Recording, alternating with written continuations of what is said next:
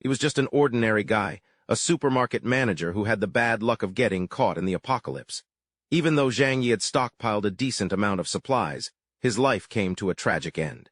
A coworker tricked him into opening his door, and his neighbors, a pack of savages no better than beasts, stormed his home. They didn't just steal his supplies, they carved him up and used his body for food.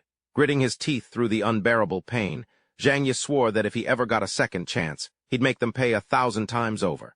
And it seemed his burning hatred was so intense it moved the heavens themselves. And so Zhang Yi was reborn. He woke up on November 12th, a full month before the end of the world. The sky over Tianhai City was clear and blue, as if everything had been just a horrible nightmare. But Zhang Yi knew. What he'd been through was no illusion.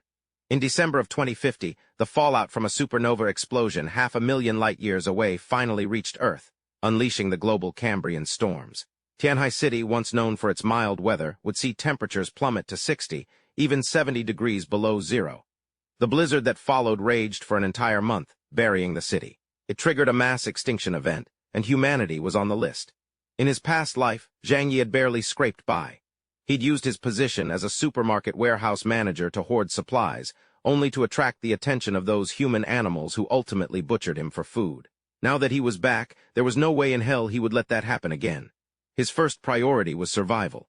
He had to secure his safety and stockpile enough supplies to ride out the apocalypse. Then and only then would he get his revenge on that human garbage. And when it came to supplies, Zhang Yi already had a plan. First things first, I need enough food. Then, some entertainment for the end of the world like a game console. And of course, enough weapons to beat those bastards so bad they can't even fight back. Lost in thought, something suddenly shot past and went right into Zhang Yi's eye. He rubbed it hard, only to discover in utter shock that he somehow possessed an infinite pocket dimension. It was straight out of a sci-fi movie. With this, he could store an endless amount of resources. If he could use it to clean out the warehouse of the supermarket he managed, he'd have enough supplies to last 10 lifetimes. At that thought, Zhang Yi finally relaxed. Now that he had a pocket dimension, the threat of others coveting his supplies wasn't nearly as serious. He decided to treat himself to a lavish feast.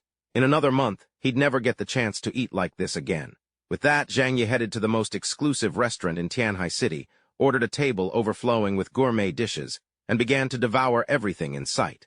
The waiter, holding the bill, shot him a look of profound pity. Where did this new money fool come from, he thought. Eating this much, this fast, is he in a hurry to die and get reincarnated or something? Zhang Yi pretended not to notice the waiter's stare. He knew exactly what the guy was thinking.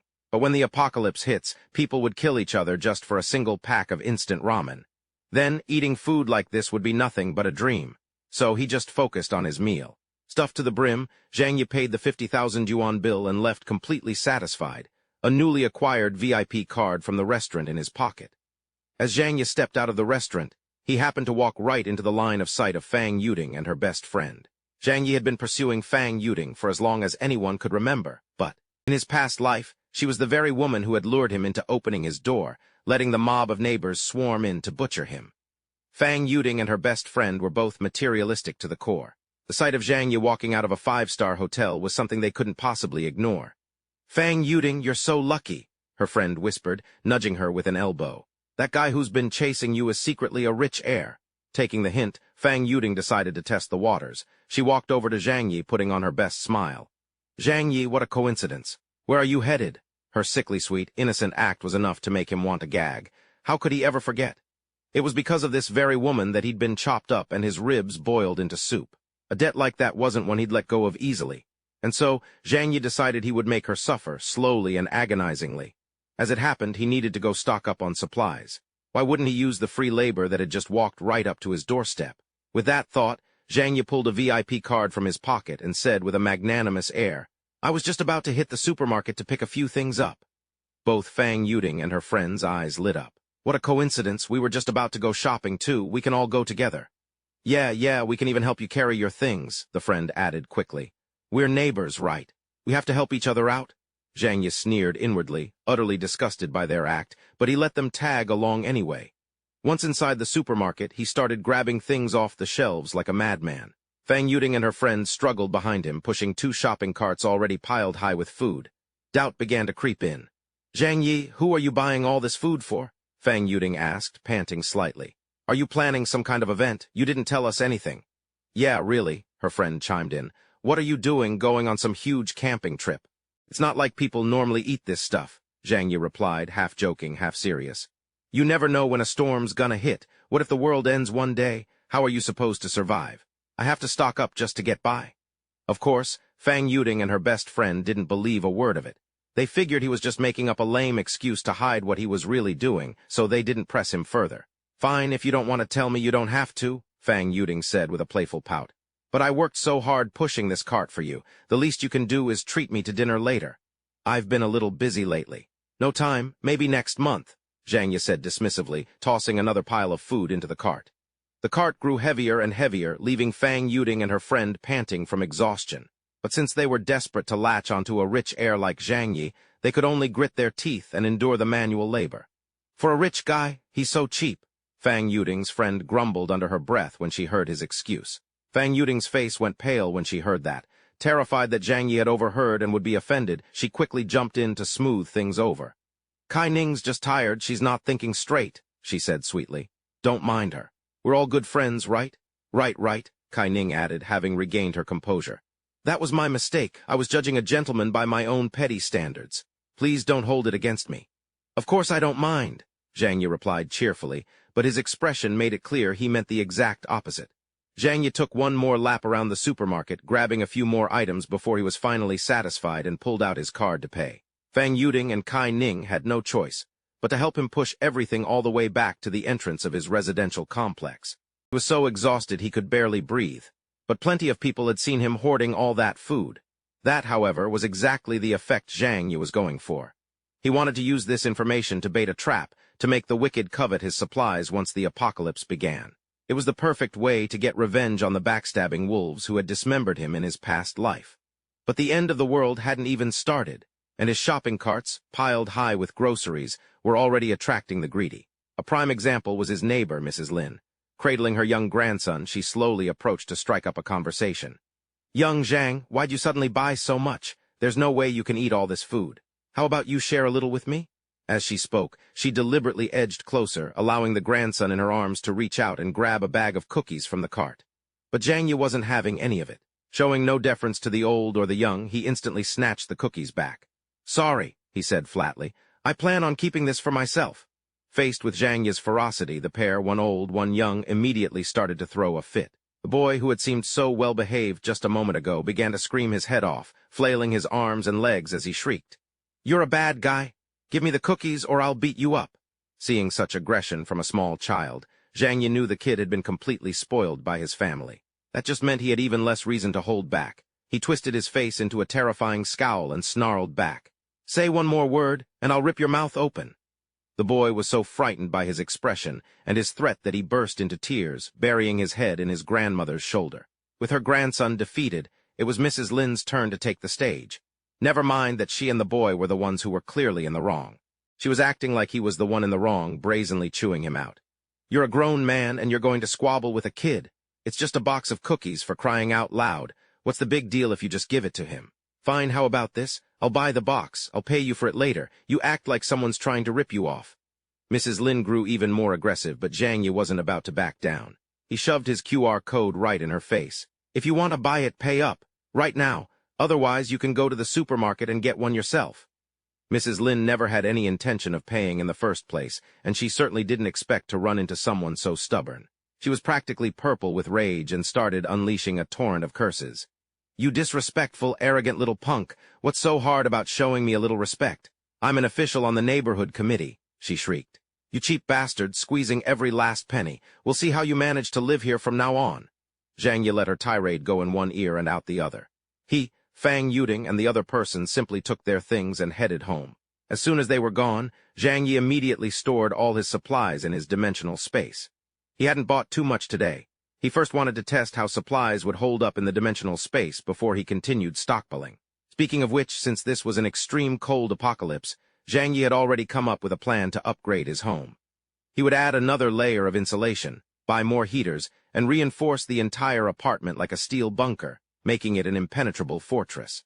Finally, there was the matter of weapons. Things like crowbars, knives, and axes were easy enough to find. Firearms, on the other hand, were a different story. He had no idea where to get a gun. Still, he had a full month until the end of the world, so Zhang Yi wasn't too worried. He figured he'd sell off all his assets during this time. Once he had the cash, he'd find a way. The next day, Zhang Yi took a few items from his dimensional.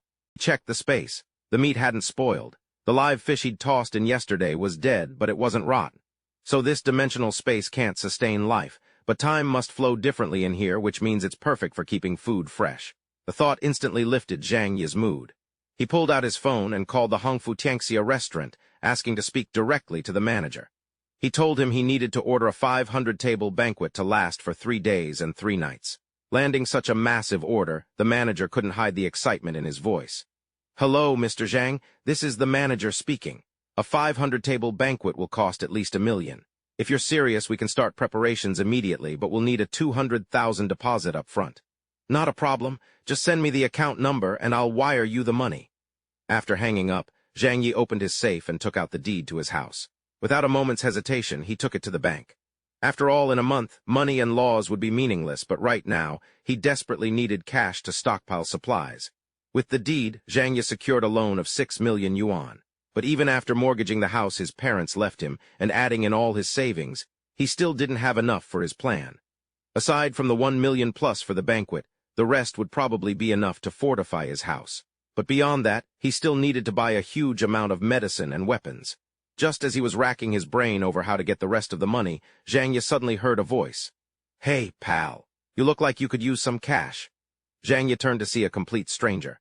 The man introduced himself as someone from a finance company, boasting about easy approvals and loan limits much higher than any bank. The moment he heard them, Zhang Yi knew exactly what they were: a loan shark company. But with the apocalypse just around the corner, they were basically handing him free money. Zhang Yi immediately put on a masterful performance, replying with a look of pure desperation. "Can you guys really lend me money? I need 5 million. If you can just help me get through this, I swear I can pay you back in 3 months tops." "That's no problem at all. We have plenty of capital. Let's head back to our office and talk details." So, the loan shark led Zhang Yi back to meet his boss. The moment the boss saw how young Zhang Yi was, he cut right to the chase, telling him up front that their company's interest rates were sky-high. But Zhang Yi couldn't care less. From the very beginning, he had absolutely no intention of paying a single cent back. Seeing how earnest Zhang Yi seemed, the boss nodded. He said he could lend him the 5 million, but with 40% interest, the payback would be 7 million. Just what you'd expect from loan sharks. That interest rate is insane. Of course, to secure the loan, he still needed to put up some collateral. Zhang Yi had already mortgaged the house his parents left him to a bank earlier, and now he was putting up the apartment he lived in as well. He also had a Mercedes-Benz worth 300,000, but they still wanted to squeeze him for more. "Mr. Zhang, this apartment of yours is worth 4 to 5 million tops. If you want to borrow 5 million against it, my company would be taking a loss." "Boss Chen, you have to help me. I'm desperate for the cash right now. As long as you can transfer the money today, I'll even take 4.5 million. Zhang Yi pleaded desperately, but the boss still shot him down. After a few more rounds of haggling, the manager made a show of meticulously examining the property deeds for a long time before finally agreeing to a loan of 4 million yuan. The contract, however, still demanded a repayment of 7 million. Zhang Yi had gotten exactly what he wanted and gloated inwardly. The apocalypse, the extreme cold, was less than a month away. These two pig-brained idiots would never in their wildest dreams imagine they'd be dead long before they could ever collect that 7 million. After signing the papers, Zhang Yi left immediately. The two fools, still reveling in what they thought was a massive win, had no idea how close their death anniversaries were. Zhang Yi got back in his car and his phone immediately chimed with a notification. 4 million yuan had been deposited into his account. Now he had enough money to fortify his home. Without a moment's delay, Zhang Yi drove to the War Dragon Security Company. It was one of the largest security firms in the nation, providing protection for countless politicians and famous business magnates. In his past life, Zhang Yi had heard that this very company had built a state-of-the-art 1 billion yuan safe room for the son of the Dahang real estate tycoon. Thanks to that room, the rich young master had lived through the apocalypse in absolute comfort. That's why Zhang Yi had come straight to them in this life. After being served tea by the receptionist, Zhang Yi was quickly introduced to the head of the business department, a man named Wu Huai-ren. Before Wu Huai-ren could even finish his polite greeting, Zhang Yi shot up from his seat and grabbed the man's hand. "I need you to build me a safe room, the highest grade you have, something that can withstand the end of the world." Realizing he'd just landed a whale of a client, Wu Huai-ren became exceptionally enthusiastic. He slid a price list for construction projects in front of Zhang Yi.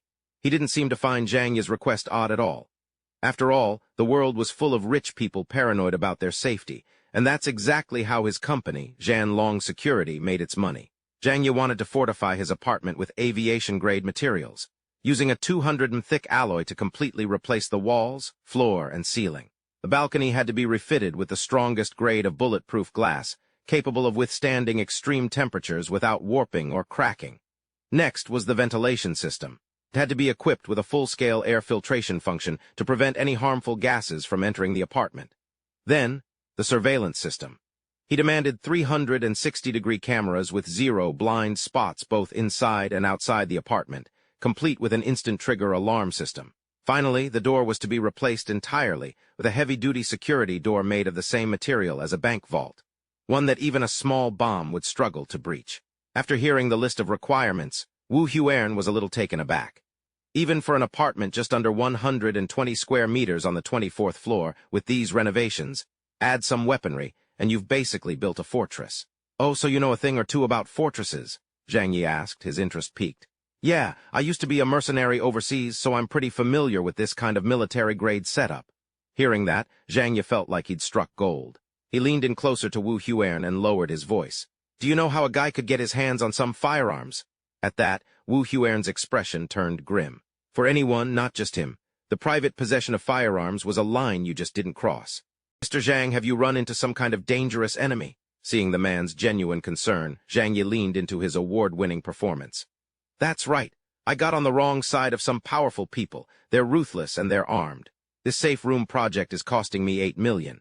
If something were to happen during that time, you'd have a hard time answering for it. So, if you could help me get a little something for self-defense, we'd all feel a lot safer, wouldn't you agree? Wu Huern smirked to himself. Of course, there were ways to get a gun, but he couldn't just hand one over to someone like Zhang Yi, whose background was a complete mystery. So, Wu Huern tactfully replied that he would have the safe room modifications completed within 2 weeks. During that time, if he heard anything about getting a hold of a gun, he would let him know. Zhang Yi nodded and left the security company. His next stop was a hunting club. It would be much easier to find some essential non-firearm weapons there. He'd gotten his hunting license in his spare time a while back, so buying a load of bows, crossbows, and hunting knives all at once wouldn't raise any eyebrows.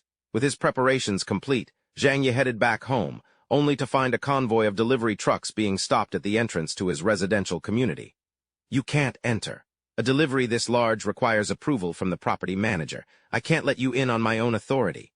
It was the security guard, Uncle Wu. Zhang Yi hurried over and called out, Uncle Wu, those are my trucks.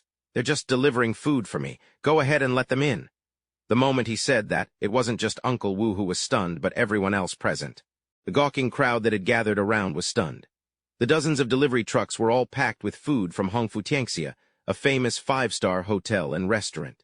The sheer quantity was staggering, not to mention the cost, which had to be in the millions. They couldn't for the life of them figure out where Zhang Yi was planning to put it all. Fang Yuding was also in the crowd. The last time she saw Zhang Yi drop 50,000 on a single meal, she still had her doubts.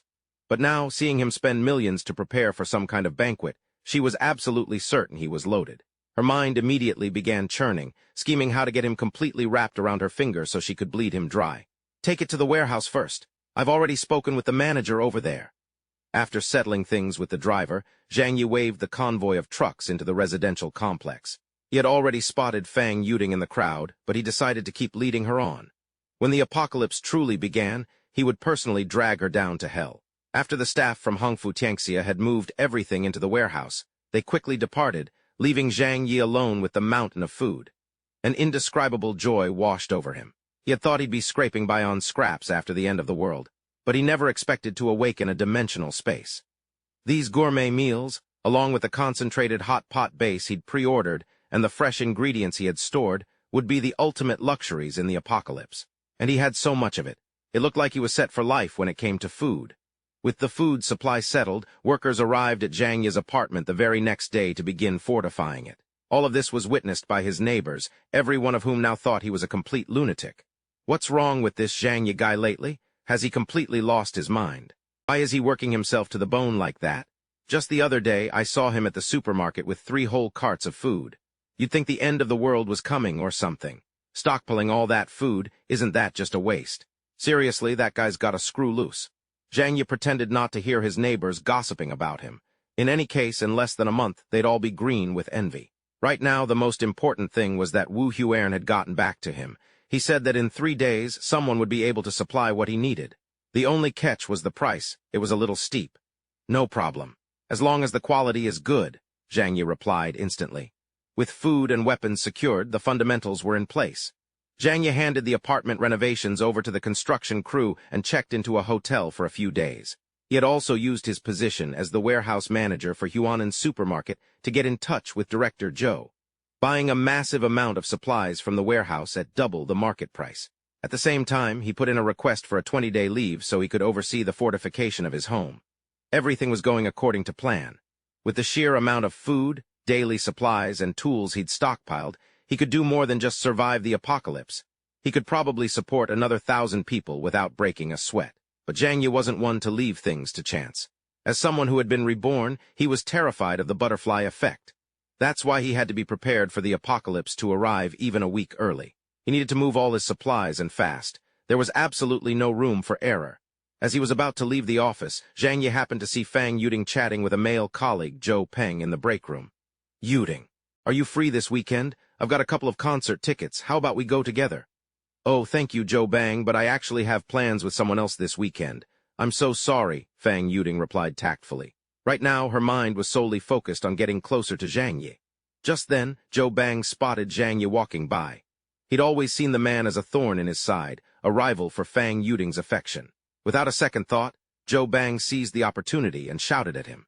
He berated Zhang Yi, calling him less than a man for making Fang Yuding help him haul things all the way up to the 24th floor. He claimed she'd been complaining about her back and neck all day at work because of it, and even demanded Zhang Yi give her 500 yuan for a doctor's visit. Zhang Yi let out a cold laugh. So this venomous woman is already bragging about my supply stockpile. The apocalypse hadn't even started, and she was already pulling stunts like this. Suddenly, everything that happened in his past life made perfect sense. Still, this guy Zhou Bang's attitude was really getting on his nerves. Zhang Yi had planned to just ignore him, but instead he closed the distance in an instant, his face a cold, menacing mask. Fang Yuding offered to help me. I never asked her for a thing. And besides, he snarled, who the hell do you think you are, pointing your finger in my face? You really think you're somebody? Zhang Yi's intimidating aura made Zhou Bang stumble back 2 steps, his voice catching in his throat. I was just trying to talk to you. Why are you yelling? He quickly turned to Fang Yuding to save face. See, Yuding, I told you this Zhang Yi guy is bad news. You need to stay away from him. Fang Yuding's eyes were glued to Zhang Yi's back, a deep sense of worry creeping into her heart. For the past few days, it was like Zhang Yi had become a completely different person. He stopped starting conversations with her, stopped sending his usual good-night texts. Guessing something must have happened, Fang Yuding grew more and more anxious, terrified she was about to lose her golden goose. After leaving the Huanan supermarket, Zhang Yi checked into the Hongfu Tianxia Hotel to get some rest. He had just gotten out of the shower when a message from Fang Yuding came in. Zhang Yi, I feel like you've been a little strange lately, suddenly hoarding supplies and renovating your place. Did something happen? And we haven't been talking as much. It's making me feel a little lonely. So she's not a complete idiot. She was starting to get suspicious. Even so, Zhang Yi had no intention of replying. On the other end of the line, Fang Yuding was fuming. That damn Zhang Yi, is he possessed or something? I actually took the initiative to message him, and he has the nerve to leave me on read. God knows what he's doing buying all that food and water. Just then, Kai Ning walked out of the bathroom and added her 2 cents. Fang Yuding thought for a long moment, then lowered her voice and asked her best friend, Ning, do you think something is actually going to happen soon? You think maybe Zhang Yi heard something and that's why he started hoarding supplies? Her question was met with a loud laugh. Kai Ning thought all those apocalypse novels had finally made her friend lose her mind. If something was really going to happen, the government would have announced it to everyone, not just Zhang Yi. We should just live our lives normally. If you start hoarding supplies like him, you'll just become a laughingstock. Fang Yuding felt like her friend had a point. That settled it. He could finally get some proper sleep. She would have to endure Zhang Yi's cold shoulder for another week. Because for that entire week, his mind was consumed by one thing, the piece Wu Huan had told him about. A week later, he finally had the gun in his hands. The price was steep, but it was worth every penny. With the weapon in his possession, Zhang Yi felt a hell of a lot more secure about the future. Just as he was admiring the handgun, the doorbell rang. This time, it was a delivery driver with the massive supply of medical supplies he'd ordered to handle any illnesses during the apocalypse. An idea struck Zhang Yi. He turned to the delivery driver. "Hey, I'm about to place another order through a food delivery app. If it's not too much trouble, could you drop this notice off at that location for me?" "No problem. Where am I taking it?" "My place. I'm actually heading home right now, so I can give you a ride." By the time Zhang Yi got home, the crew from the security company was already there for the final inspection. The fortification work was complete.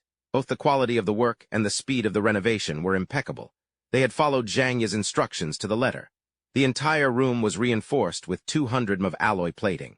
The military-grade ventilation system could filter out any and all airborne toxins, preventing any gas attacks from the outside.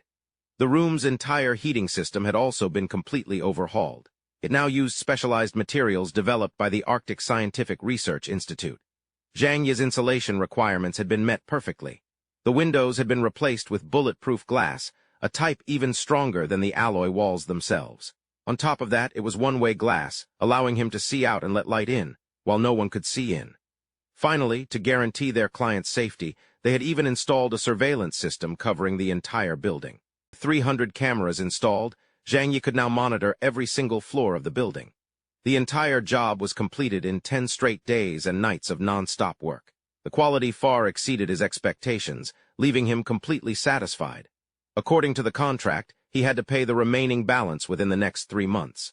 He promised he would, of course, but Zhang Yi had no intention of actually paying them. When the apocalypse hit, it wasn't even certain they'd survive. Money would be worthless then. After the security company's crew left, the final supply truck arrived. It carried the rarest and most vital resource for a global freeze, clean water. Seeing Zhang Yi buy an entire tanker of water, the other residents of the complex started to gather. Their curiosity piqued once again. Few days ago, it was a dozen trucks of food. Now, a massive water tanker. They were all convinced Zhang Yi had completely lost his mind. Only Uncle Wu, the community security guard, seemed genuinely concerned. "Little Zhang, what in the world are you going to do with all this water? If you need any help, just say the word and I'll lend a hand."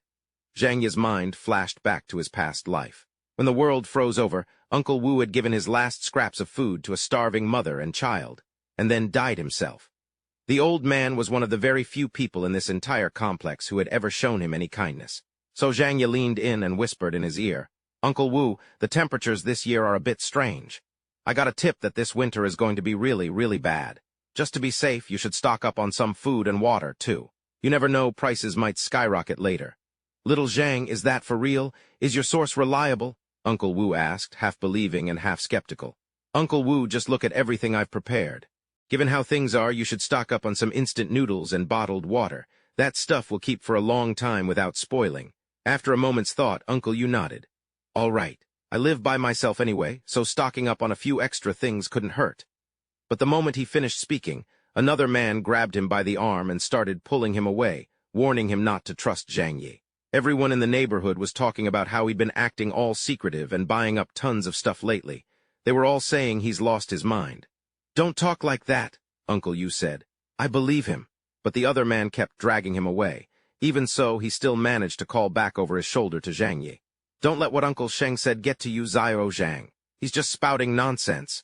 Of course, Zhang Yi paid him no mind. He'd warned who he could. Whether they believed him or not was their problem. 20 days left until the end of the world. During that time, besides stuffing himself at restaurants daily, Zhang Yi focused on training his body, honing his skills with a bow and firearms, and stockpiling as many supplies as he could from the supermarket. After all, there was no telling how long the apocalypse would last. The more supplies he had, the better his chances of survival. With 3 days left on the countdown, Zhang Yi's vacation was over. He went back to his job at the supermarket, but his real reason was to make one last supply run. That day, Zhang Yi crushed up some sleeping pills and mixed them into a pot of tea, which he then offered to his coworkers. It was a cold day, so no one turned down a nice hot cup of tea. Sure enough, about half an hour later, they were all out cold. A thunderclap next to their ears wouldn't have woken them. Zhang Yi was satisfied. Now he could finally get to work. After shutting down all the security cameras, Zhang Yi headed down to the warehouse alone. The supermarket? Using his pocket dimension, he quickly cleared out the entire warehouse. He even found a batch of high-tech clothing, the latest scientific products from the year 2050. This winter gear could withstand temperatures as low as -100 degrees Celsius. With this, Zhang Yi was confident he could survive the coming ice age in comfort. After a flurry of activity, he had moved everything from the warehouse without a soul in the world knowing. It was a feat no ordinary person could accomplish, which was exactly why he wasn't afraid of being suspected. Afterward, Zhang Yi returned to the office, drank a cup of tea laced with a smaller dose of a sleeping drug, and slumped over in his chair. As long as no one suspected him for now, the secret would be buried forever when the apocalypse arrived. Before long, the other employees began to stir, groggily waking up. The empty warehouse was discovered almost immediately. Zhang Yi, deep in his feigned slumber, was suddenly grabbed by the shoulders and shaken violently by an employee. Manager, something terrible has happened. Wake up. It's like it was cleaned out by ghosts. The warehouse is completely empty. What? Zhang Yi feigned shock, jumping to his feet before rushing down to the warehouse to check. Of course, he didn't need to check. He knew perfectly well there was nothing left. Zhang Yi then delivered an Oscar-worthy performance, running his hands through his hair in distress. What the hell happened? How could everything in the warehouse just disappear? His acting was flawless. Not a single employee suspected him. Word of the incident quickly reached the higher-ups. The director called, his voice laced with panic. Zhang Yi, I'm hearing reports that the warehouse has been completely emptied. What the hell is going on? We're not sure of the specifics ourselves, Zhang Yi replied, his voice a picture of innocence, which only made the person on the other end of the line more frantic. The shift change was only 2 hours ago, but everything in the South Wing has vanished into thin air. That's impossible. Did you take advantage of the gap between shifts to steal everything, you little punk? Despite the direct accusation, Zhang Yi wasn't the least bit afraid. After all, before his rebirth, he had been a completely dedicated warehouse manager who would never pull such a stunt. The director knew that better than anyone. Besides, no one knew he possessed a pocket dimension, so they couldn't possibly imagine he had the ability to move tons of inventory in the blink of an eye. If you ask me, this is way too serious for us to handle, Zhang Yi suggested proactively. We should report this to the higher-ups and cooperate fully with their investigation. The longer we delay, the worse it's going to get. His director thought that made sense and immediately reported the incident to the general manager to let them handle it. After hanging up, Zhang Yi calmly turned to reassure his subordinates.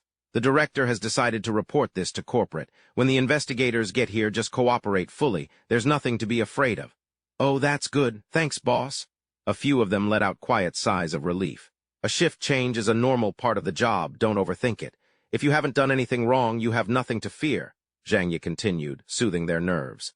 Besides, you guys only make a few thousand a month. Who'd be crazy enough to risk it all for something like this? For the one who did it, he thought. These people are innocent. Of course, the police won't find a thing. Soon enough, higher-ups were sent down to lead the investigation alongside the local police. As the warehouse manager, Zhang Yi was the first to be questioned. But from start to finish, he remained perfectly calm, answering every question with composure.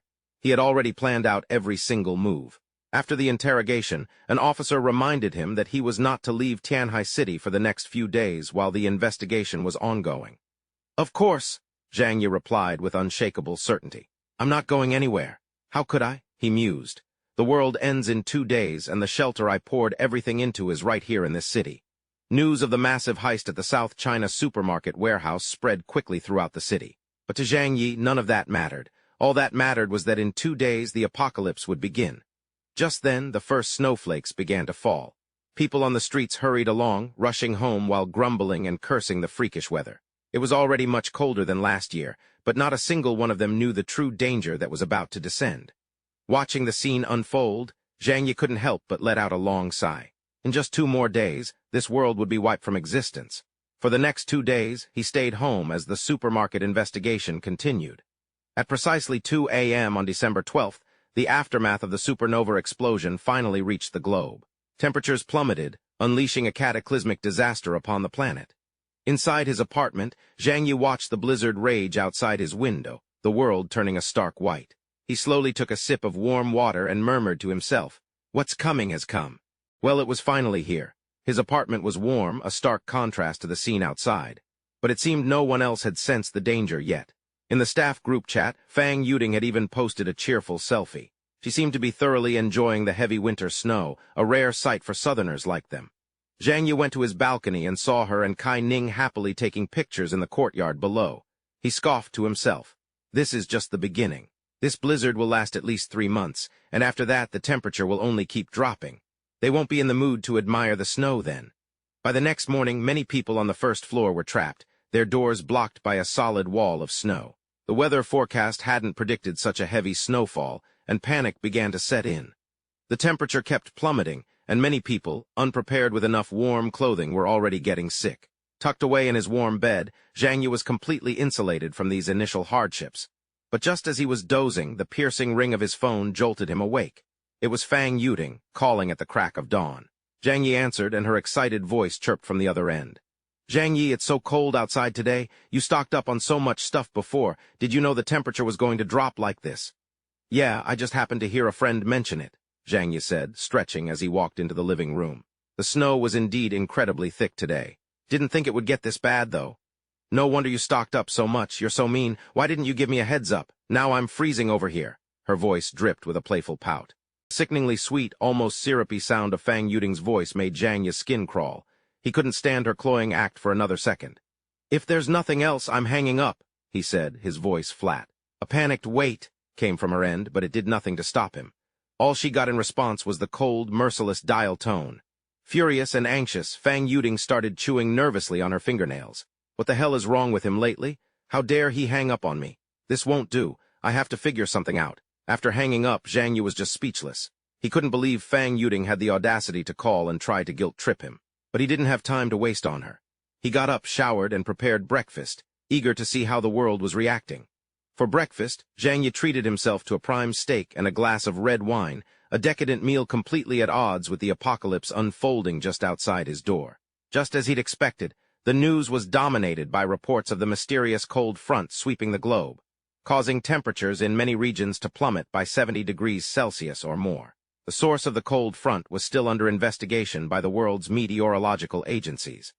Governments issued public advisories, urging citizens to stay indoors unless absolutely necessary and warning them not to believe baseless rumors or engage in panic buying that could drive up prices. Just as the broadcast ended, Zhang Yi's phone buzzed with another message from Fang Yuding. "This girl has no shame. First the phone call and now a guilt-tripping text. She was asking to borrow some food, promising to pay him back once the snow stopped. Too bad for her. I'm not her simp anymore." Zhang Yi opened his camera and snapped a picture of the gourmet breakfast he was enjoying, sending it right to her. In this life, Fang Yuding couldn't even dream of getting another thing from him. Being toyed with and then left for dead, that was her ultimate purpose now. Fang Yuding opened the message from Zhang Yi, and her jaw dropped. She could tell with one glance that it was a prime steak, and beside it sat a bottle of French wine that had to be worth thousands. The fact that Zhang Yi was living so lavishly just by staying home made her green with envy. She immediately texted back, "That looks amazing. I want some steak and fancy wine too if you want some. Go buy it at the supermarket." Zhang Yi's reply made Fang Yuding's blood boil. Her fingers flew across the keyboard as she typed out a 300-word essay on what a pathetic excuse for a man he was. But in the end, she deleted it all. "Calm down, just calm down," she thought. "Don't lose your temper. I can't let one fish in the sea throw me off my game." While Fang Yuding was trying to figure out how to sweet-talk him, Zhang Yi had already tossed his phone aside. He then picked up a tablet connected to the building's security system. It looked like only 2 days into the apocalypse, the entire apartment complex was already descending into chaos. A group of residents from the community, wanting to head out to stock up on food and warm clothes, was being blocked by that nasty Mrs. Lin. "Everyone, don't panic. This bad weather will be over in 2 or 3 days at most," she announced. "Absolutely do not go out to fight over supplies. Our neighborhood committee will help everyone figure out how to survive this blizzard." This old hag is a lost cause. The people in the community were in a total uproar. With a snowstorm this bad, there was no telling when it would. People's supplies were dwindling. They had no food, no warm clothes, yet she was still fiercely blocking anyone from leaving. She even threatened to report anyone who dared to step outside to the local authorities, which made everyone hesitate. Seeing such a good show unfolding, Zhang Yi decided it was time to add a little fuel to the fire. He took advantage of the chaos and headed downstairs. "Ma'am, do you have any idea how long this blizzard is going to last? What if it drags on? When everyone's out of food, who's going to be responsible for that?" The moment he spoke, every eye in the room turned to him. A wave of indignation swept through the crowd. Zhang Xing spoke up angrily. "He's right. He won't let us get supplies, so who's to blame when we're all starving?" Wu Jing, who was standing nearby, challenged her. "Are you going to feed us then?" Chun He forced a smile and quickly tried to placate them. "Everyone calm down. The neighborhood committee will take full responsibility. There will be plenty of supplies, and this blizzard will be over before you know it. That damn kid, she cursed inwardly. How dare he openly contradict me in front of everyone? He's trying to make me lose face. Pointing a finger at Zhang Yi-chun, he snapped, "And you, stop inciting the crowd. What you're doing is against the law." Hearing this, he just waved a dismissive hand. "Whoa, that's a heavy accusation. Don't try to pin that on me."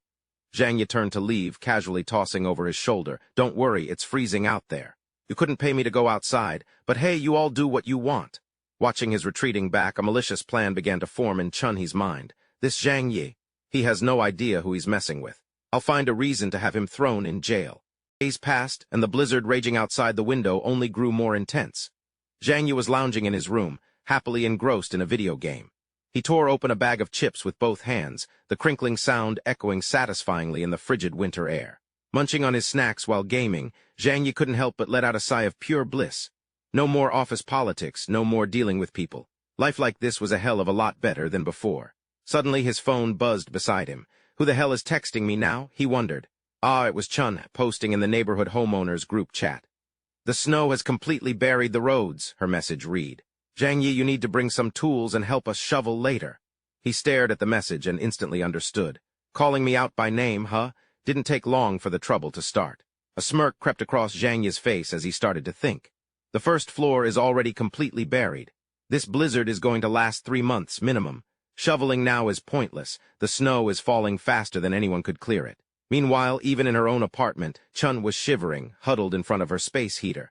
A new message from Zhang Yi popped up in the group chat. "It's cold enough to freeze you solid out there.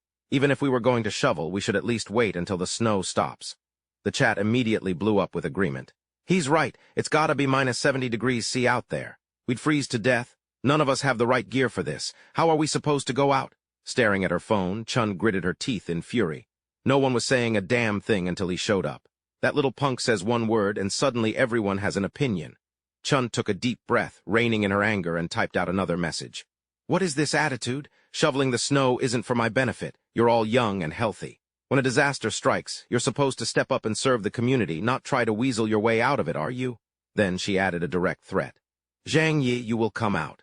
Outside to shovel snow. This is a time of crisis, and we must all stick together. Anyone who objects is objecting to the leadership. And once this blizzard is over, you will be dealt with by the committee."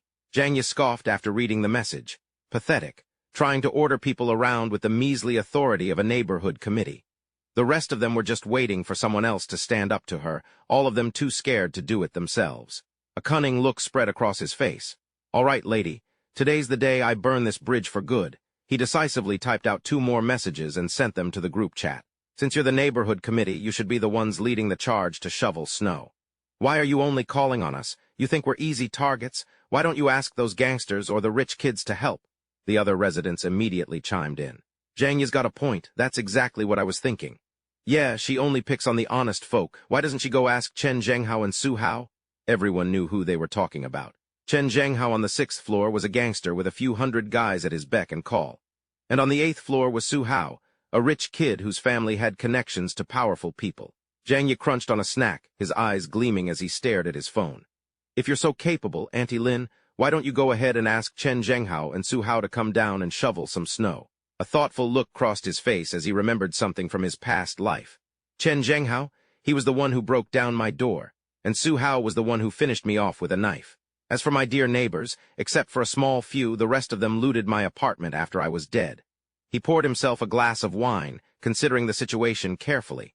Neither of those 2 is any good, and since I already despise all of them, I might as well go all the way. Meanwhile, Lin Chun gripped her phone, her knuckles white with rage. That damn Zhang Yi, she thought, her eyes narrowed as she stared at the screen. He actually named them. He's deliberately trying to humiliate me. If I don't do this, then who will ever take me seriously again? Meanwhile, Chen Zhenghao was sprawled out on his sofa, surrounded by a battlefield of empty beer bottles. He glanced at his phone and cursed. Damn, it's cold as hell out there. What kind of idiot is bored enough to be causing a scene now? It was a message from Zun Ha in the group chat. "To all residents, the snow needs to be cleared. We're counting on everyone to help out. Hope those who have time can come down with tools." She had tagged 2 people. "Let's clear the snow together at Chen Zhenghao, at Su Hao." Seeing his name, he let out a short, sharp bark of a laugh. "Huh," Chen Zhenghao furiously roared into his phone. "Shovel your damn head. Have you even looked at how much snow is out there? If you're crazy, go to a mental hospital. Don't start your shit here and bother me. I'll fucking kill you. Startled by his threatening voice, Zunha jerked the phone away from her ear, not daring to say another word. At the same time, Su-hao was also recording a voice message.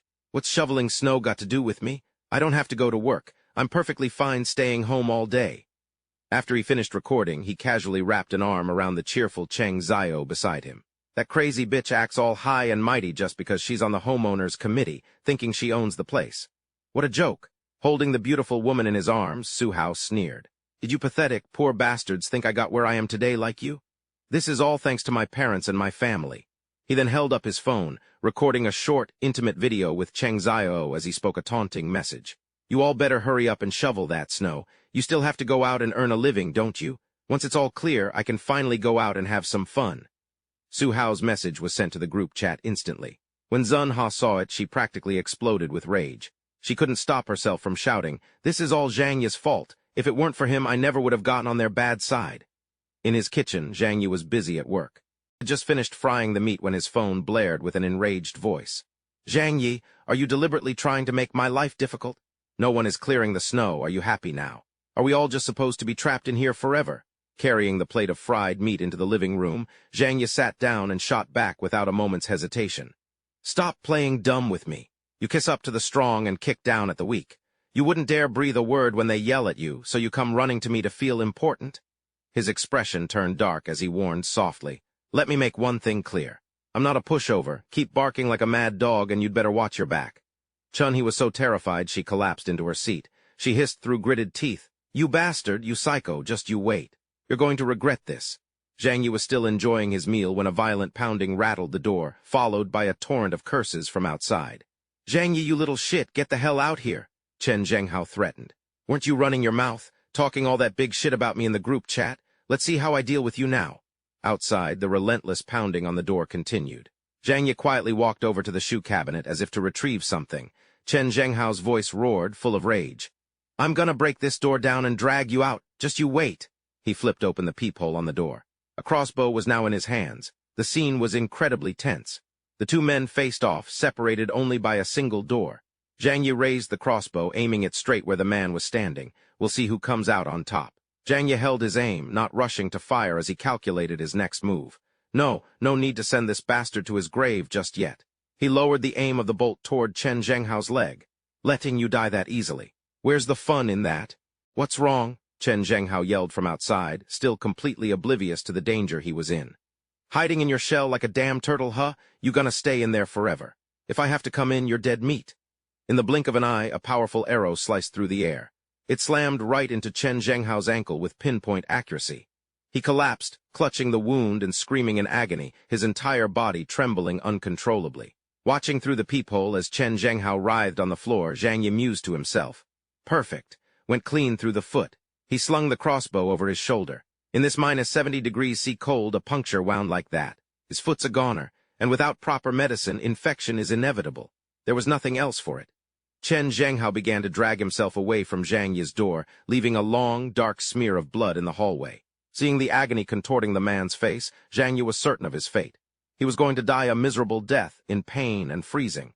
Chen Zhenghao finally made it to the elevator to escape. He leaned against the handrail, pure terror on his face. That kid, was he serious? He really just tried to kill me. The elevator display lit up, signaling his floor. Chen Zhenghao limped out and frantically pulled out his phone. He had to find someone to treat this fast. The cold was so intense his wound felt like it was already freezing over. In less than half an hour, his foot would be useless. "We're sorry, the number you have dialed is not available. Please try again later." He stared at the phone in his hand, a helpless cry escaping his lips. "Damn it all to hell, even if I could call an ambulance, they'd never make it through this weather." Gritting his teeth against the pain, Chen Zhenghao began rummaging through his apartment for a first aid kit. "There's no time, I have to operate. First I gotta save this leg." He sat on the chair and grabbed a pair of scissors, planning to snip off the end of the arrow first. Seeing the blood had stopped flowing, Chen Zhenghao gripped a pair of pliers. As he started to break off the arrow's shaft, he muttered to himself, "It's already frozen solid. Saves me the drugs." With a sickening rip of flesh, crimson blood gushed from the wound. A moment later, the arrow shaft he'd pulled from his leg was thrown violently onto the floor. Chen Zhenghao collapsed back onto the chair, drenched in sweat despite the winter cold. He grabbed his phone and hissed through clenched teeth. Zhang Yi, I swear I'm going to kill you, I swear it. He furiously typed a message into the group chat. Zhang Yi, you just wait. If I don't take you out, my name isn't Chen Zhenghao. Zhang Yi replied instantly. Who the hell do you think you are, messing with me? I'll cripple your other leg, too. Chun He and the other residents in the chat stared at the messages, completely stunned. Zhang Yi actually dared to confront Chen Zheng, and from the looks of it, he'd already injured one of his legs. Chen Zhenghao was so furious he ground his teeth. He quickly made a call, and someone picked up on the other end. Boss, what are your orders? Get your asses over to the Yahello community now, Chen Zhenghao commanded. Bring anyone who knows how to break someone. His expression twisted with madness as he snarled. I have to eliminate that bastard today. The next morning, snow continued to fall, blanketing the Yahello community in white. Deng Lun had already gathered the men in the room. All right, let's get going. He turned to his boss. That unlucky bastard who messed with you really has a death wish. Before he could finish, Chen Zhenghao cut him off. Enough with the bullshit. My leg is about to be crippled because of Zhang Yi. That punk is in room 24-1. Watch out for a sneak attack. Break down the door and finish him. Deng Lun led his men, storming aggressively to Zhang Yi's door before roaring. Kick the door down, one of them roared. You shot one of our guys. You're dead meat today. This time next year we'll be pissing on your grave. Now get your ass out here and take what's coming to you. He slammed a massive knife against the door with a loud thud. The blizzard's frozen the damn door solid. It took us a hell of a lot of effort just to get here. It's useless calling for help now. The man was hacking away so furiously that the blade suddenly flew off the hilt, zipping past Hu Fei's head and making him flinch. Seeing their efforts were getting them nowhere, the whole gang grew restless and confused. This door, it's solid metal, and it's this heavy. How the hell are we supposed to break through? This thing is thicker than a fortress wall. Inside, the noisy crowd was displayed clearly on a monitor. Zhang Yi watched them for a moment and sighed. And I thought this would be a challenge. He taunted them through the speaker system. Can't you guys put a little more muscle into it? What did you skip breakfast? Deng Lun's face turned red with rage as he screamed back. What's so tough about hiding in there like a turtle? If you've got any balls, get the hell out here. Hearing this, Zhang Yi grabbed a hose and connected it to the faucet on his sink. He turned on the water, a new plan already in motion. You guys are all fired up. Let me help you cool down, free of charge. Zhang Yi slowly pushed one end of the hose through a small opening in the door. Chen Yu saw it and scoffed. You think the same trick will work twice? Dream on. He barely got the words out before a powerful jet of water blasted him square in the face. The men behind him were soaked as well, and soon they were all screaming and shivering violently. It's so cold, I'm freezing to death. Arg, stop spraying us. The blast of water sent the whole group into chaos. Some collapsed to the ground, shivering uncontrollably, while others scrambled to their feet to escape. Wait for me. My pants are frozen solid. I can't move. From the warmth of his room, Zhang Yi watched the scene unfold, whistling a satisfied tune. I was originally going to teach you guys a lesson with my crossbow, he mused. But dousing them with water is safer and pretty effective, too. A short while later, Zhang Hao was furiously interrogating his lackeys. Where the hell is that punk? Did you guys get him? Getting no answer, he angrily threw a blanket at the man across from him. Somebody better explain to me what the hell is going on here. Deng Lun, after wrapping the blanket around himself, answered through chattering teeth. Zhang Yi is a complete bastard. We have no idea how thick his front door is. We hammered on it for ages and barely chipped the paint. Then he doused us with freezing water. We couldn't take it.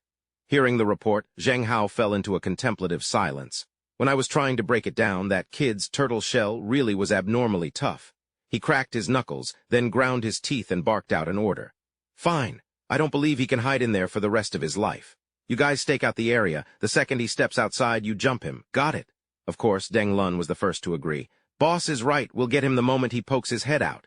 Hu Fei was so cold he could only hum a tune in support.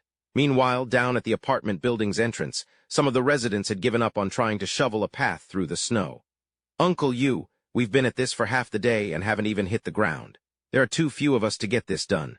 Even if we clear out the complex, we'll never be able to shovel our way to the supermarket. Jai Guang wiped the sweat from his brow, thought for a moment, and sighed. Ha, you're right. The snow is falling so fast, it won't make a dent without a snowplow. Everyone, let's just go home. No point standing out here freezing. All the while, Zhang Yi stood silently on his balcony, watching the entire scene unfold. So they're heading back. He lingered for another moment, observing the situation before turning to go back inside. Returning to his room, Zhang Yi sighed to himself. Looks like they're finally starting to get it. He knew that human strength was utterly useless against a natural disaster of this magnitude. He sat on his chair, watching the news broadcast. Shengjing is now launching its final offensive against the blizzard, the announcer declared. The United States has already suffered heavy casualties due to inadequate preparation. We urge everyone to remain calm and trust the government's leadership. Zhang Yi watched for a bit before getting bored. He let out a long yawn. This blizzard's scale and duration are beyond all reason, he thought. The outside world is being far too optimistic. Just then, Zhang Yi was sitting in his room, scrolling through the neighborhood group chat. Chun-Hee had posted a flood of reassuring messages. Don't worry, everyone. We are fully capable of handling this blizzard. Anyone in need of supplies will receive assistance. There is no need to hoard. Everything is going to be fine. Suddenly, a private message from Yu Qing popped up. Zhang Yi, are you okay? He scoffed internally. A message of concern, more like she's just checking to see if I'm still alive. But he still typed back a short reply. I'm fine, she replied instantly. That's good to hear. Then another message followed. We've run out of food at our place, and I remember you bought a ton of stuff. Could you spare a little? I'll treat you to a nice dinner to thank you when this is all over. He read her fawning words with a cold detachment. Showing your true colors this quickly, huh? Zhang Yi decided to snap a photo for her. Didn't you and Lin Caning grab a bunch of things at the supermarket just the other day? He cursed inwardly. It's only been 2 days, and you're already coming to me with your hand out. He sent back a photo of an irresistibly delicious plate of shrimp, along with a taunting message. Treat me to dinner? Sorry, already ate. The message made Yu Qing grind her teeth in fury. That damn Zhang Yi. I was thinking of keeping him around as a backup, but now he's dead last on my list. The absolute bottom. Miss Ning, sitting beside her, chimed in. Yeah, he should take a good look at himself. A guy like that deserves to be alone forever. A moment later, however, Miss Ning turned away and secretly messaged Zhang Yi, trying to reason with him. Why are you being so stupid? Yu Qing is really upset now. Don't you realize how serious this is? He read the message and scoffed. I'm not falling for this routine, he quickly typed back. One plays nice, the other plays tough. You two really have your act down. She saw his reply and immediately shot back. Nonsense. The blizzard could last for days. You skip a couple of meals and you get the girl. Isn't that a great deal for you? When Zhang Yi didn't answer, Miss Ning's messages took a threatening turn. You won't even spare a little food. I guess you don't really care about our Yu Qing after all. He read her words, calmly analyzing their strategy. The damsel in distress and her scheming best friend. This pair has their act down to a science. Zhang Yi coolly replied with a single word and a smiley face emoji. Oh, this instantly set Miss Ning off. She glared at her phone, fuming. It took forever to reply and then sends that. What the hell is that supposed to mean? Her expression soured as she turned to tattle to her best friend. Yu Qing, I was just trying to do you a favor and borrow some food from Zhang Yi, but he totally blew me off.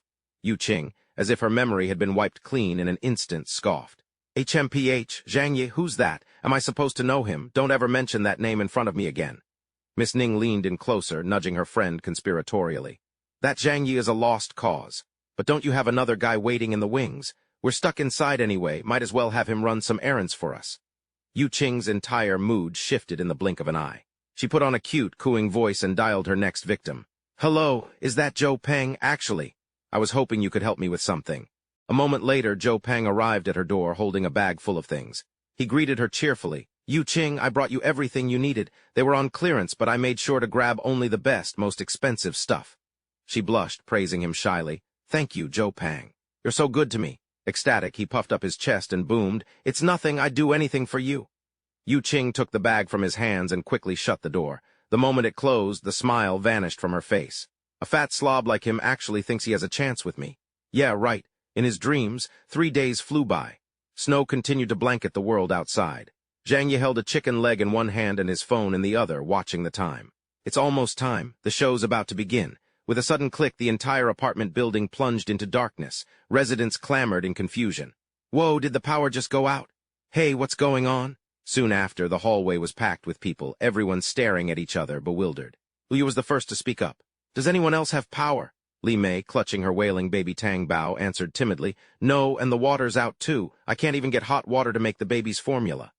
Lu Ye's husband appeared at her side, wiping his glasses as he sighed. It's freezing out and now the heat's dead. We can't even use a space heater. What are we going to do now? Li Mei continued trying to soothe her daughter. SHH, it's okay, sweetie, don't cry. A constant murmur of panicked chatter filled the hallway. It's 30 below and the heat is out. We're running out of food, but we can't get to the supermarket. And no one's doing anything about it. How long is this going to last? Meanwhile, Zhang Yi had just brought out a plate of chicken. He set the steaming hot food on the table and picked his teeth with a cynical air. In times like these, you couldn't count on the government for anything. He walked over to a corner of the room and flipped the switch on a generator he'd prepared long ago. It always pays to be prepared. Amidst the dark, snow-battered apartment complex, a single room suddenly glowed with a warm, yellow light. At that same moment, Chun-hee was hugging her grandson, wrapping him tightly in a blanket. How could this be? Everything was fine just a few days ago. Why so suddenly? A flood of messages from other residents was blowing up the neighborhood group chat. They're saying this is a once-in-a-millennium blizzard, basically the apocalypse. Many cities have already fallen, and they can't save everyone. If you want to live, you have to fend for yourself. Stock up on food and heating supplies now. After reading the messages, Chun-hee's mind started racing. That's right, we need supplies, but the others don't know the full story yet. Shivering in the cold, little Hu looked up with his innocent, anxious eyes. Grandma, why is it so cold outside? When are Mom and Dad coming home? She quickly soothed him, trying to calm his fears. It's okay, little Hu. They'll be back as soon as the storm is over. Seeing her precious grandson suffer in the cold, Chun-hee's heart ached and a fierce resolve took hold. She had to protect the two of them. She had to survive. Just as the panic peaked, everyone received a sudden notification from Chun-hee. Everyone, this disaster is only temporary. It's just extremely cold outside. The power and water outages are already being fixed by maintenance crews. She didn't stop there, adding a threat. The government has put the neighborhood committee in charge of management. Anyone who refuses to cooperate and causes trouble will be arrested and investigated by the police. Su Hao didn't even bother to finish reading before tossing his phone aside. Is the situation outside really that serious? What the hell is going on? And these threats? That didn't faze Zhang Hao in the slightest. He sneered, his voice dripping with contempt. Still get a kick out of throwing someone else's weight around? How pathetic. That damn old hag acting like her word is law. She can't solve a thing, so who the hell is she to be barking orders? His goons were huddled in a corner on the floor, wrapped in blankets and shivering uncontrollably. How, boss, how? One of them stammered. We can't go outside and we're out of medicine. How much longer can we last? His words enraged Zhang Hao, who roared back. And whose fault is that? It's because you bastards are useless. You were supposed to take down that asshole Zhang Yi, but you let him kick your asses instead. While everyone else was struggling to survive the blizzard, Zhang Yi was casually finishing a round of his game. Suddenly his phone buzzed, the screen lighting up with a new message. It was from Xuan Ha, posted in the building's group chat to reassure the residents and announce a new plan. Due to the severe impact of the blizzard, and to help everyone get through this together, starting today, the neighborhood committee will be collecting supplies from each household for redistribution. He stared at the last message, and it all clicked. The same damn scheme as in his past life. Just then he noticed a private message from her. He was hardly surprised. When no one else fell for her trick, she came straight for me. Curious, he opened the chat and saw a string of messages from Xuan Ha. Young Zhang, you work in warehousing, right? You must have plenty of supplies at home. I remember you even bought 3 whole cartloads of things. Now is your time to step up for the community. Don't worry, everyone will be sure to pay you back. Reading her phony, self-righteous words brought back a bitter memory. In his past life, she had led the charge, shouting for everyone to hand over their supplies. I was kind enough to give her a little, and all I did was let a wolf into my home. Playing dumb, he sent a voice message back to Xuan Ha, his tone deliberately cheerful. Oh, that's fantastic. If Uncle Lin manages to gather any supplies, he'd better remember to give me my cut. A plan for revenge was already forming in his mind. After all, they had a hand in getting me killed in my past life. Chun wasn't buying Zhang Yi's innocent act for a second. Frowning, she snapped, What? Who the hell do you think you're fooling? You warehouse guys are always grabbing discounted stuff. I'm sure you've got a massive stash at home. But then she thought of her little grandson. Stroking his head, she told herself, stay calm, can't give up now. If I can just get him to bite, the two of us can get some supplies. We could last at least a week. So Chun swallowed her anger and tried to coax him again. Come on, little Zhang. You're the warehouse manager for a huge supermarket. How could you possibly be out of food? This is an order from the organization. You have to comply. Just listen to me. He kept up the act, picking his teeth as he spoke. I'm not kidding, Auntie. There's really nothing left to eat at my place. Even the rich are broke these days. How about you give me a few packs of noodles first? You know, lead by example. Chun finally dropped the facade. Zhang Yi, she shrieked into the phone. So you don't want to do this the easy way. I am representing the organization right now. If you refuse to hand over the supplies, I'll make sure you're dealt with later. The threat didn't faze him at all. He just scoffed. Represent the organization? Zhang Yi shot back contemptuously. You're just some busybody on the neighborhood committee. You're not even a real public official. Hell, you don't even have a proper post. Chun's face turned absolutely livid. Seeing her reaction, he twisted the knife. You spend all day fooling yourself. Fine, you really think you're in charge, huh? If you've got the balls, do whatever you want. I'll be waiting right here at home. Click. She slammed the phone down in a rage and tossed it onto the chair. That damn brat. Is there really no way to deal with him? For better or worse, I'm the one in charge of this neighborhood. Chun-Hee's mind raced, a new plan forming, get the whole neighborhood to pressure him. But she quickly dismissed the idea. No, that won't work. If everyone starts copying him and refusing to hand over their supplies, it'll be a disaster.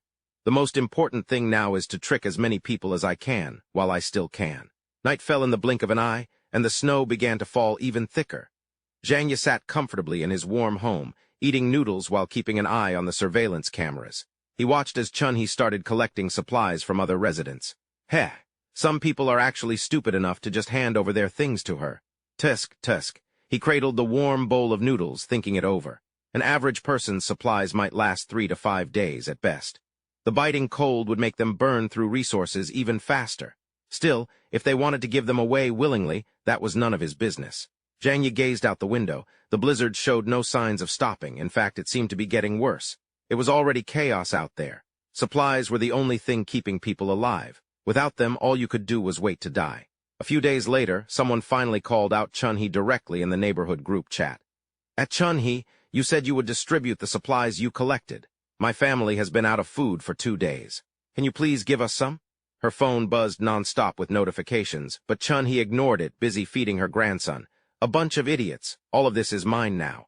She glanced at the boxes of supplies piled high in her living room and smirked with satisfaction. I worked my ass off to trick all of you out of these supplies. You really think I'm just going to give them back? Just then, Xiao pointed. Her phone buzzed, a stark reminder. Ma'am, your phone, she sneered at the incessantly ringing device. Those idiots are only just now figuring it out. But when she picked it up and saw the number on the screen, Chun-Hee felt a jolt of panic. Chen Zheng, what could he possibly want from me? Sweating, she answered the call, but the voice on the other end spoke first. Hello, Miss Lin, you're quite the capable one, aren't you? Getting your hands on everyone's supplies like that. The single sentence sent a chill down her spine. She faked a cough, trying to hide the tremor in her voice. Cough, cough. As the head of the neighborhood committee, it's my job to manage everyone's provisions. Chen Zhenghao cut her off before she could finish.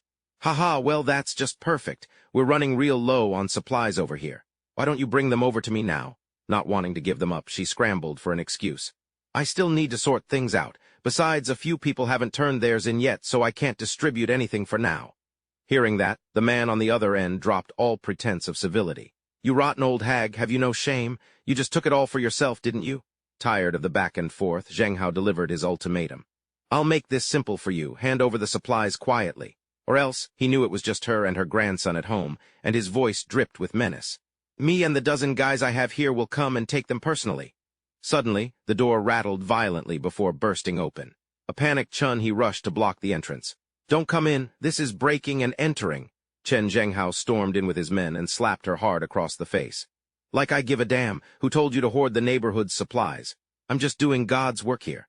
Elsewhere, Zhang Yi casually ate a sausage, enjoying the drama unfold. So they've already started tearing each other apart. As they tore each other apart over every little thing on the screen, an idea flashed in his mind. What if I share this video in the residents' group chat for everyone to see? No sooner said than done. Zhang Yi happily tapped away on his device. Their reactions were going to be priceless. Meanwhile, after slapping Shanhee across the face, Zheng Hao ordered his men to ransack Cao's apartment. Take every last bit of food and drink in this house. This is all stuff the neighbors worked their asses off for. We can't let her get away with it. Hearing this, the old woman scrambled up in terror and grabbed his leg, begging, You can't take everything. Some of that is what I saved up myself. If you take it all, how will my grandson and I survive? Zheng Hao looked down at her with utter contempt. Like I give a damn, let go. But Shanhee shamelessly clung to his pant leg, her voice cracking. Please just leave us a way to live, I'm begging you. He'd lost all patience with her. He kicked her away with a snarl. Get the hell off me. Xiao, who stared silently at the spot on the floor where his grandmother had been thrown. In a desperate fury, he grabbed a sharp object and lunged forward, screaming, You bastards, get the hell out of my house. He stabbed Hu Fei right in the ass. Arg, the man howled. Furious, Hu Fei spun around to face the boy who barely reached his waist. His voice trembled with pain. You got a death wish, kid? With all his might, Hu Fei kicked Xiao like a soccer ball. The boy let out a single, sharp cry. Fine, I'll grant it for you. A child's strength was no match for a grown man's. He crashed against a chair and lay frighteningly still. One of the other thugs laughed. Ha ha ha. Old Five, when did your kicks get so good? You sent that little rabbit flying. Damn impressive. Hu Fei tossed aside the object that had stabbed him and soaked in his brother's praise. Sweet. Someone should have recorded that. Sunny scrambled over to her grandson, her body trembling. She didn't dare touch his wounds, her voice cracking as she called his name. Zio-hu, my dear grandson. Chen Zhenghao watched without a shred of pity. He simply spat on the ground in disgust. Serves them right. The old hag and her little brat are nothing but trash. He motioned for his men. They swept through the apartment, looting everything of value before turning their backs on the grandmother and grandson and walking away. This is the price you pay for swindling your neighbors, he sneered over his shoulder. Consider it karma. When the surveillance footage was uploaded to the group chat, everyone reveled in Sun He's misfortune. Ha, the scammer got what was coming to her. Serves her right. Brother Hao is a total badass. That's how you deal with trash like her. Zhang Yi sighed as he scrolled through the messages from the other residents. They still don't get it. They weren't just mocking Sun He, they were actually praising the thugs. If it weren't for Brother Hao, we'd never be able to deal with a shameless old hag like her. Brother Hao, be careful though. She might call the cops on you.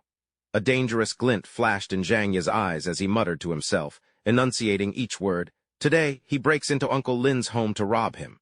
Sooner or later, he'll be breaking into yours. But he had no desire to argue with these fools. He just shrugged it off. Oh, well, he thought with a private sigh, it has nothing to do with me. Suddenly, his phone buzzed. A new message popped up in the homeowners' group chat. A flicker of surprise crossed Zhang Yi's eyes as he read the desperate message from Sun He. Does anyone have any medical supplies? My grandson was injured by Chen Zhenghao. Dr. Zhou is trying to operate and needs them urgently. He recognized the doctor's name, of course. What surprised him was her choice to help. Zhou Care, she's actually going to operate on Lin Ziohu. In the group chat, Zhou Care seemed just as frantic. Just an update on Lin Ziohu. I've stabilized him for now, but it won't last long. If anyone has medicine, please contact me. Zhang Yi remembered her. In his past life, she was a doctor who had saved many people, a genuinely good person. The moment her message appeared, Chun He sent a frantic reply. My Ziohu needs medicine. I'm on my knees begging you, please, someone help. Zheng Hao just scoffed. On your knees for us? Others quickly echoed his sentiment, their replies cold and dismissive. Watching it unfold, Zhang Yi couldn't help but shake his head. She's normally so detached. To speak out like this for Lin Ziohu, she truly has a healer's heart. Still, he had to wonder what's the point of saving that kid anyway. The blizzard was still raging. The world outside was frozen solid. The boy wouldn't last much longer regardless. At that same moment, Li Ming was staring out his window, his face etched with worry. What are we going to do?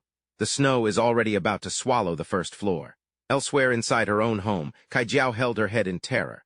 The news called this a once-in-a-millennium blizzard. What's going to happen to us? A week into the storm, the entire world was entombed in white.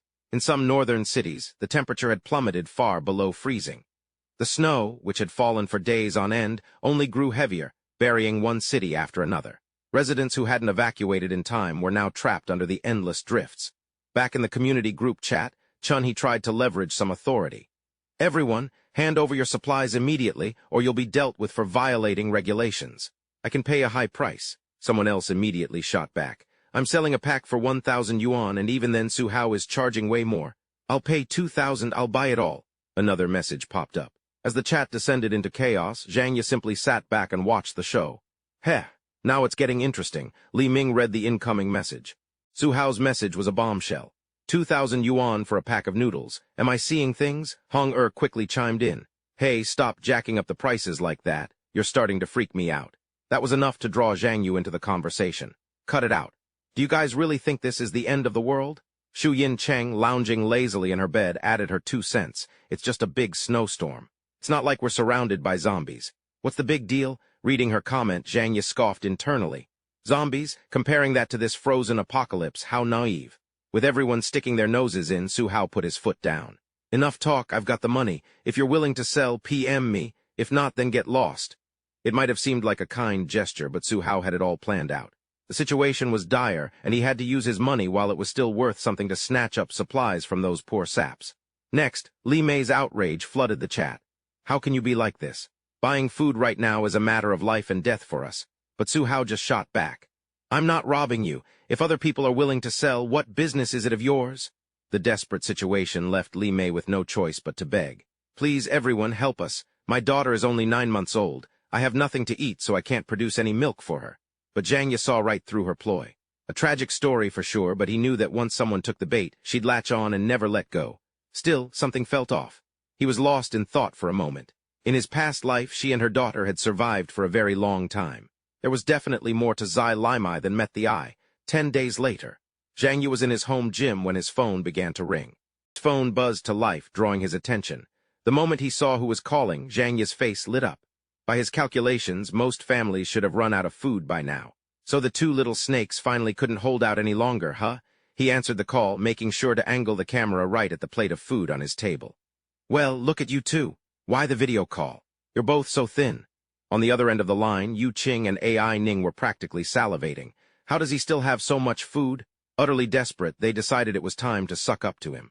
Zhang Yi, how do you still have all that food? Yu Qing asked, her eyes wide. And is it warm where you are? Are you wiping away sweat? Zhang Yi played along, relishing the moment. Oh, it's just some junk food. I eat it when I'm bored, otherwise it just sits there. He leaned back, adding casually, plus my place has wall heating, works like a charm, it actually gets uncomfortably hot in here. Finally, Yu Qing threw her pride to the wind, her voice dripping with artificial sweetness. Zhang Yi, Jide, you're so amazing. To be so well prepared, I really admire you. Can I come over and see your place? She pressed on, trying to sound as pitiful as possible. It's been so long since we've seen each other. I've really missed you. Her plan was simple. Just give him a little taste of sweetness, secure her meal ticket for the long haul, and then figure out the rest later. Hearing her words, Zhang Yi fought back the urge to gag. In this cold weather, you should probably just stay home and rest, he said, feigning concern. So disgusting, he thought.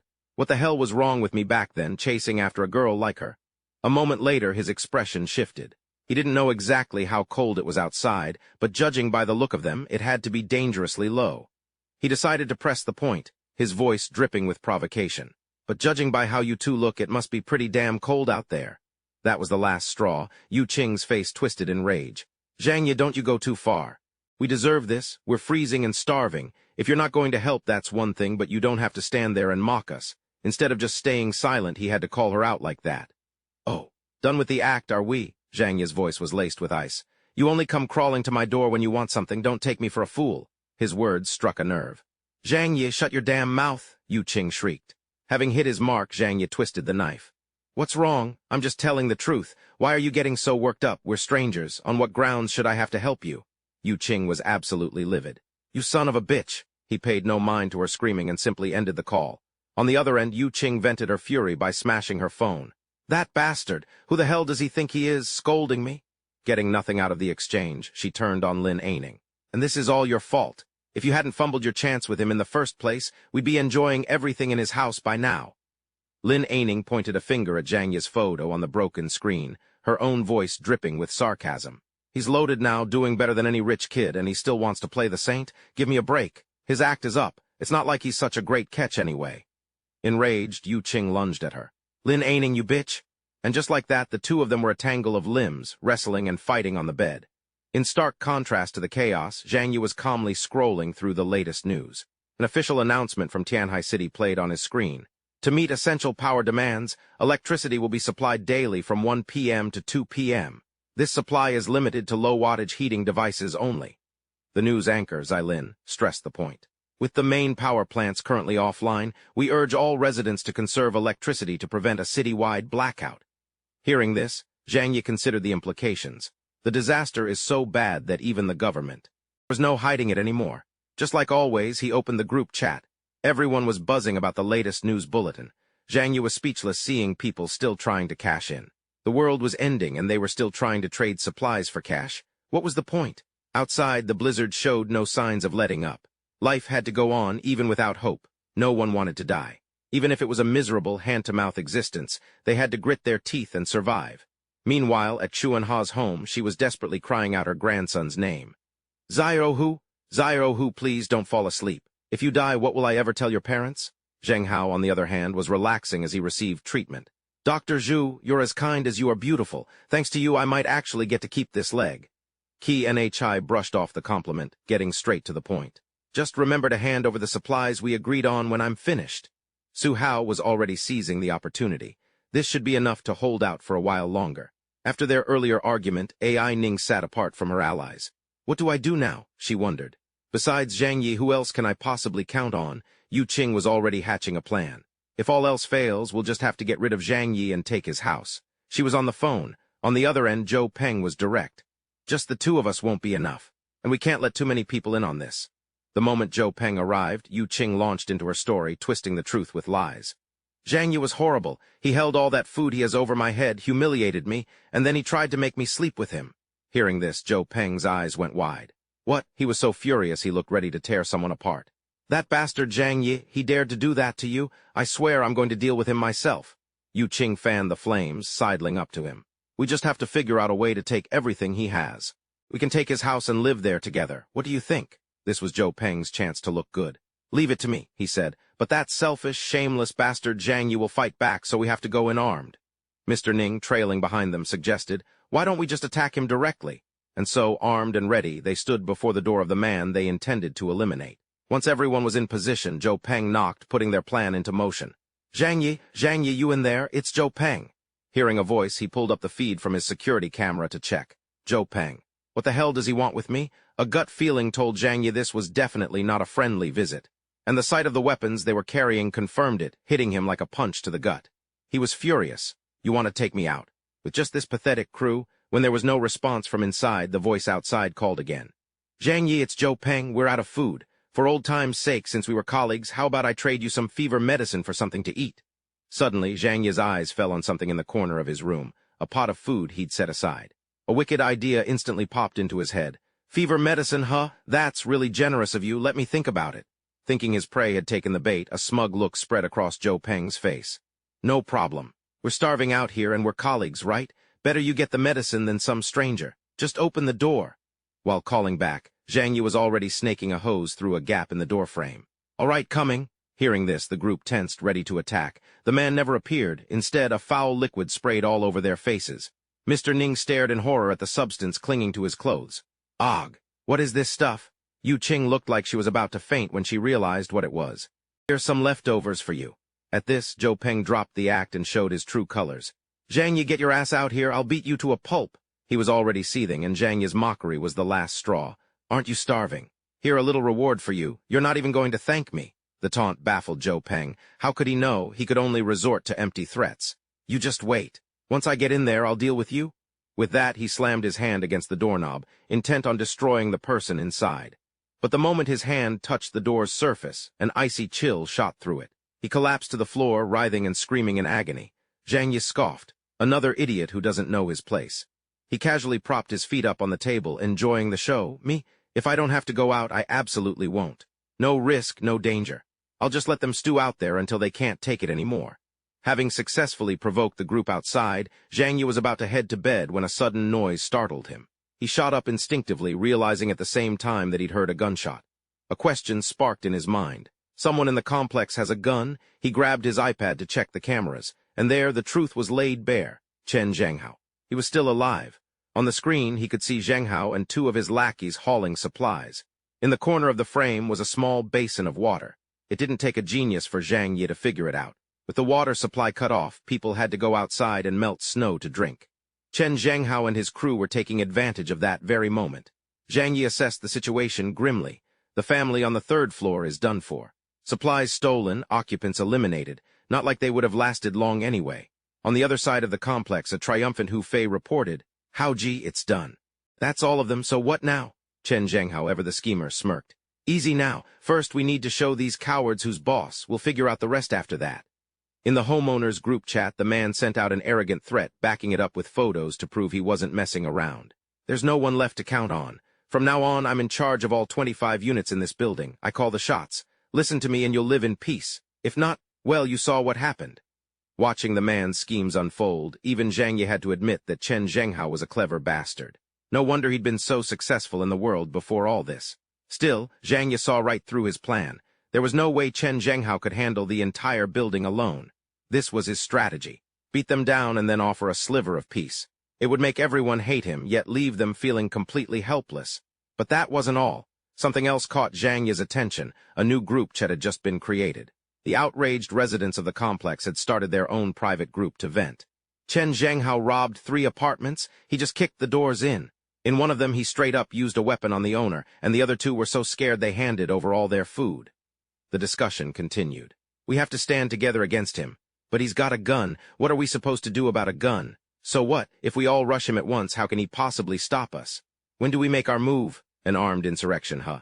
Zhang Yi mused. The group chat was abuzz with schemes. We can definitely take him down. He's just a criminal after all. But he has lackeys with him. We need a solid plan. Right, we have to be smart about this. Zhang Yi couldn't help but chuckle at that. Be smart about this? Huh? 1 minute they're full of bravado, the next they're talking about strategy. The guy who said that probably just wants someone else to get all fired up and take a bullet for him. But the next message that popped up made him freeze. It was from Jai Guang. We can't let Chen Zhenghao go on like this. If we don't stop him, he'll pick us all off one by one. Even if they don't kill us with guns, they'll just steal all our food and we'll starve to death. It's a dead end either way. That's why he was so furious he volunteered. I can take the lead, Uncle Yu declared. Everyone come with me. We'll go over there and teach those bastards a lesson. His call to arms immediately got the crowd fired up. I'm with Uncle Yu. Do you need a weapon? Chen Zhenghao is a treacherous snake. Uncle Yu, you should look for a chance to ambush him. Don't give him an opening. Based on what we know, Uncle Yu typed, they have 5 or 6 guys and they're armed. I can't go over there alone. That's suicide. I'll need at least a dozen strong young men with me if we want to make it out of this alive. Just as everyone was getting on board, a voice of dissent cut through the noise. No way. Auntie Lin from the neighborhood watch just tricked us out of all our supplies.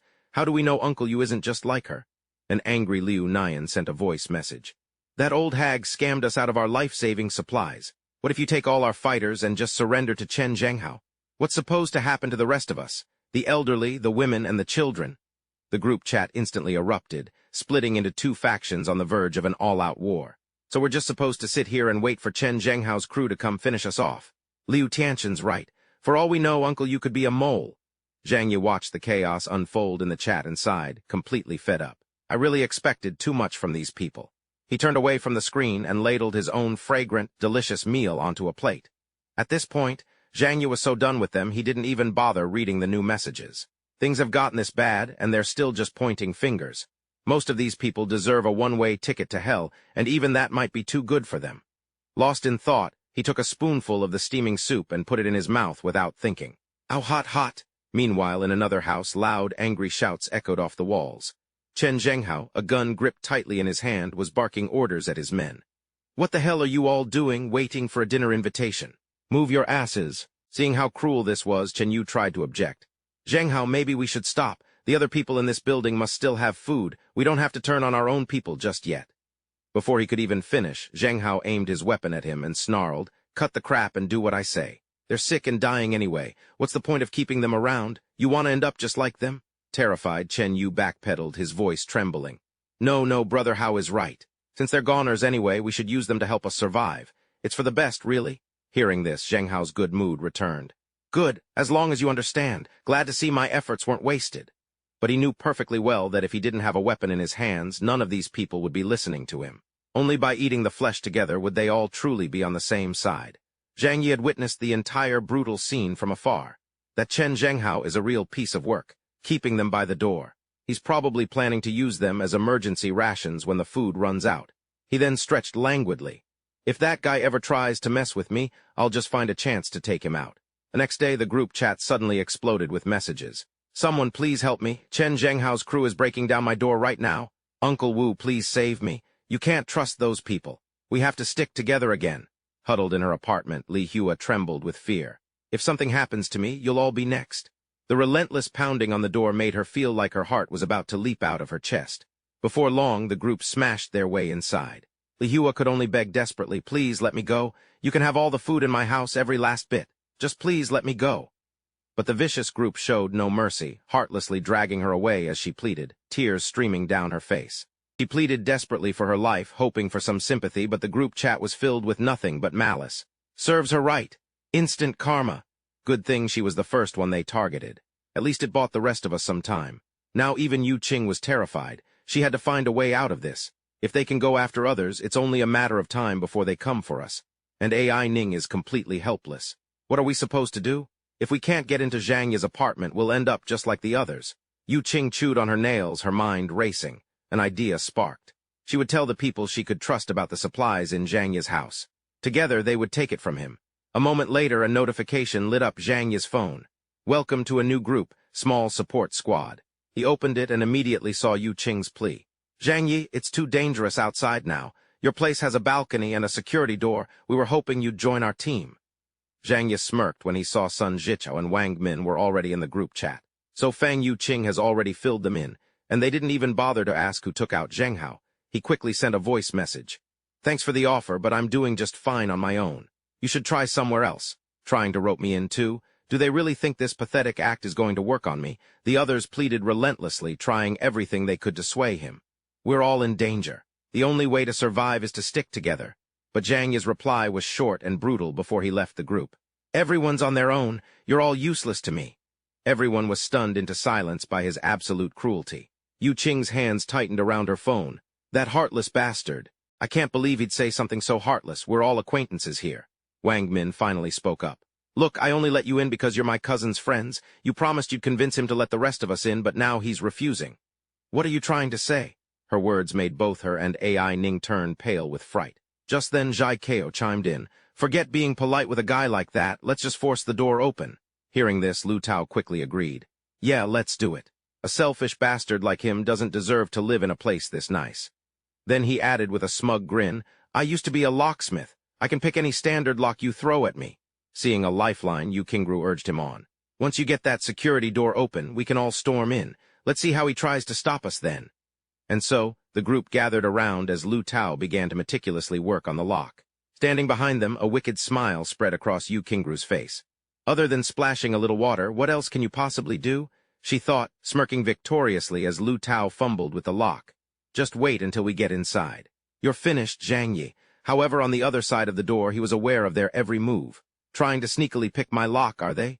Zhang Yi smirked, looking at his shelter's control panel. This door has 5 extra layers of defense, making it as secure as a bank vault. If it were that easy to break in, all the money I spent would have been for nothing. Without a moment's hesitation, he activated the high-voltage defense system. Outside, Lu Tao was instantly zapped with a massive electric shock, and he screamed in agony. Ah-arg! His blood-curdling shriek terrified everyone. Help me! He collapsed to the floor, his entire body convulsing as if he'd been cooked through. Seeing this, Yu Qingru could only clap her hands over her mouth and let out a terrified shriek. Just then, Yahello. Furious but unafraid, he started cursing. Zhang Yi, you son of a bitch, get the hell out here. Wang Min tried to put on a reasonable act. We just came here to discuss sharing the house. Why would you just start killing people?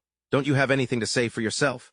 But behind the door, Zhang Yi had already drawn his crossbow, still trying to act. How amusing. Once you break this lock, you'll either kill me or throw me out to die. He coldly raised the weapon and took aim, ready to send any invader straight to hell. This is my house. And you want to carve it up like you own the place? You really have a death wish. Zhang Yi squeezed the trigger. An arrow shot out from the male slot, flying straight at Yahello. It buried itself deep in his shoulder, and he screamed in agony. Seeing his comrade hit, Zhou Peng immediately threw Yahello over his shoulder and bolted. He's really trying to kill us, Ding Feng agreed. Let's live to fight another day. We're pulling back. The words had barely left his mouth when 2 more arrows shot out, so fast no one could react. Unsurprisingly, this time both Ding Feng and Zhou Peng were hit. Not far away, Wang Min had already run for her life, leaving AI Ning and Yu Qing scrambling to catch up. Wait, don't leave me. Wait for us, Sister Wang. A few moments later, they regrouped. Wang Min knelt beside the fallen Zhou Peng while the other 2 stood in stunned silence. After a quick look at the wound, she gasped in horror. These arrows, they're rusted. Her words sent Yahello into a rage. That coward hiding in his shell is pure evil. He used rusty arrows on us on purpose. Ding Feng's voice was heavy with worry. We don't have any antibiotics. Damn it all, getting hit in this weather, you might as well be praying for a miracle. Clutching his bleeding wound, he gritted his teeth and groaned in agony. No, no way. How could this happen? Unable to contain her rage, Wang Min's hand shot out, slapping Yu Qing hard across the face. You bitch, this is all your fault, she shrieked, unleashing her fury on the other woman. Didn't you say the only thing fortified in his house was the door? Then why were there crossbow bolts? You knew about this the whole time, didn't you? Is that why you stayed so far back? Yu Qing could only clutch her face, sobbing. I didn't know. The last 2 times we went, he never attacked us with a crossbow. Seeing the situation spiraling out of control, Zhou Peng stepped in to break it up. Cousin, stop. I can vouch for her. Yu Qing really didn't know. Yahello came forward and gripped Wang Min's shoulder. We're all hurt. We need someone to take care of the wounded. At his words, she snapped. Well, what are you waiting for? Get over here and help. While the others rushed to administer first aid, Wang Min pulled out her phone, her face etched with panic. An injury this bad. We have to get Dr. Chu. It wasn't long before care arrived. Wang Min pinned all her hopes on the doctor. Dr. Chu, our lives are in your hands. The moment she saw Zhou Peng's injury, she couldn't hide her shock. "Another arrow wound," she blurted out. Her words immediately caught Wang Min's attention. "Another? Who else was shot by an arrow?" Dr. Chu froze for a second before quickly trying to cover her slip. "Oh, no one you know. It was just a previous patient at the hospital." After finishing her examination, she delivered the grim news. "The wound is too deep. Without proper surgical equipment, I can't guarantee anything." She then emphasized the severity of the situation, and the weight of her words sent a chill down Wang Min's spine, her face draining of all color. Just pulling the arrow out will cause a serious infection, and without antibiotics to treat it, a few seconds later, he crumbled, falling to his knees in despair. Damn, Zhang Yi is ruthless. You were only going to take his apartment, not kill him. Care silently wondered, Zhang Yi, the owner of the apartment, did he really do this? Finally, she spoke up to warn them. The bottom line is, without medicine, it's extremely dangerous to just pull that bolt out. She hoped everyone understood the gravity of the situation. Her words made something click for Wu Qing. Medicine, that was it. A critical memory suddenly surfaced. "I remember Zhang Yi's apartment. About a month ago, I saw it with my own eyes. Someone delivered a huge shipment of medicine to his place." Wu Qing began to share the information she'd been collecting. "About a month ago, Zhang Yi started hoarding supplies like a madman. I saw deliveries showing up at his door every single day. One time, a van from a pharmaceutical company pulled into the complex, and Zhang Yi was the one who went out to get the delivery." Hearing this, Care wasn't particularly surprised. Antibiotics aren't that rare. If he knew some disaster was coming and was stocking up on supplies, it makes sense he'd have plenty of antibiotics and fever reducers. The vision of a slow, agonizing death made Zhai Kao lose his mind with fear. "Then what are we waiting for? Let's go find Zhang Yi and get him to save me." Lying weakly on the sofa, Ding Feng managed to chime in. "I think I'm dying. Hurry up and think of something." The urgency of the situation made Wang Min even more anxious. "He just ran us off a little while ago. You really think he's just going to hand over life-saving medicine?" Wu Qing scoffed, her voice dripping with self-righteousness. "We weren't trying to hurt him. In fact, we were planning on leaving him some supplies after we got the door open." She saw absolutely nothing wrong with what they'd done. "He's the one who attacked us because he's too stupid to recognize a helping hand," she declared. "We're the reasonable ones here. What is there to be afraid of?" Unexpectedly, Wang Min heard this and gave an order. "This is your job. Besides, Zhang Yi used to be after you, so you're the perfect person to do it." Kai Kao chimed in. "She's right. If it wasn't for you, we wouldn't be in this mess." Even Zhou Peng couldn't find a word to defend her. "Yu Qing, you'll have to bear this for us," he said. "We have to survive this so we can keep protecting you." Under the weight of everyone's pressure, she finally, reluctantly agreed. "Fine, I'll try my best." Afterward, they put Care in charge of tending to the wounded.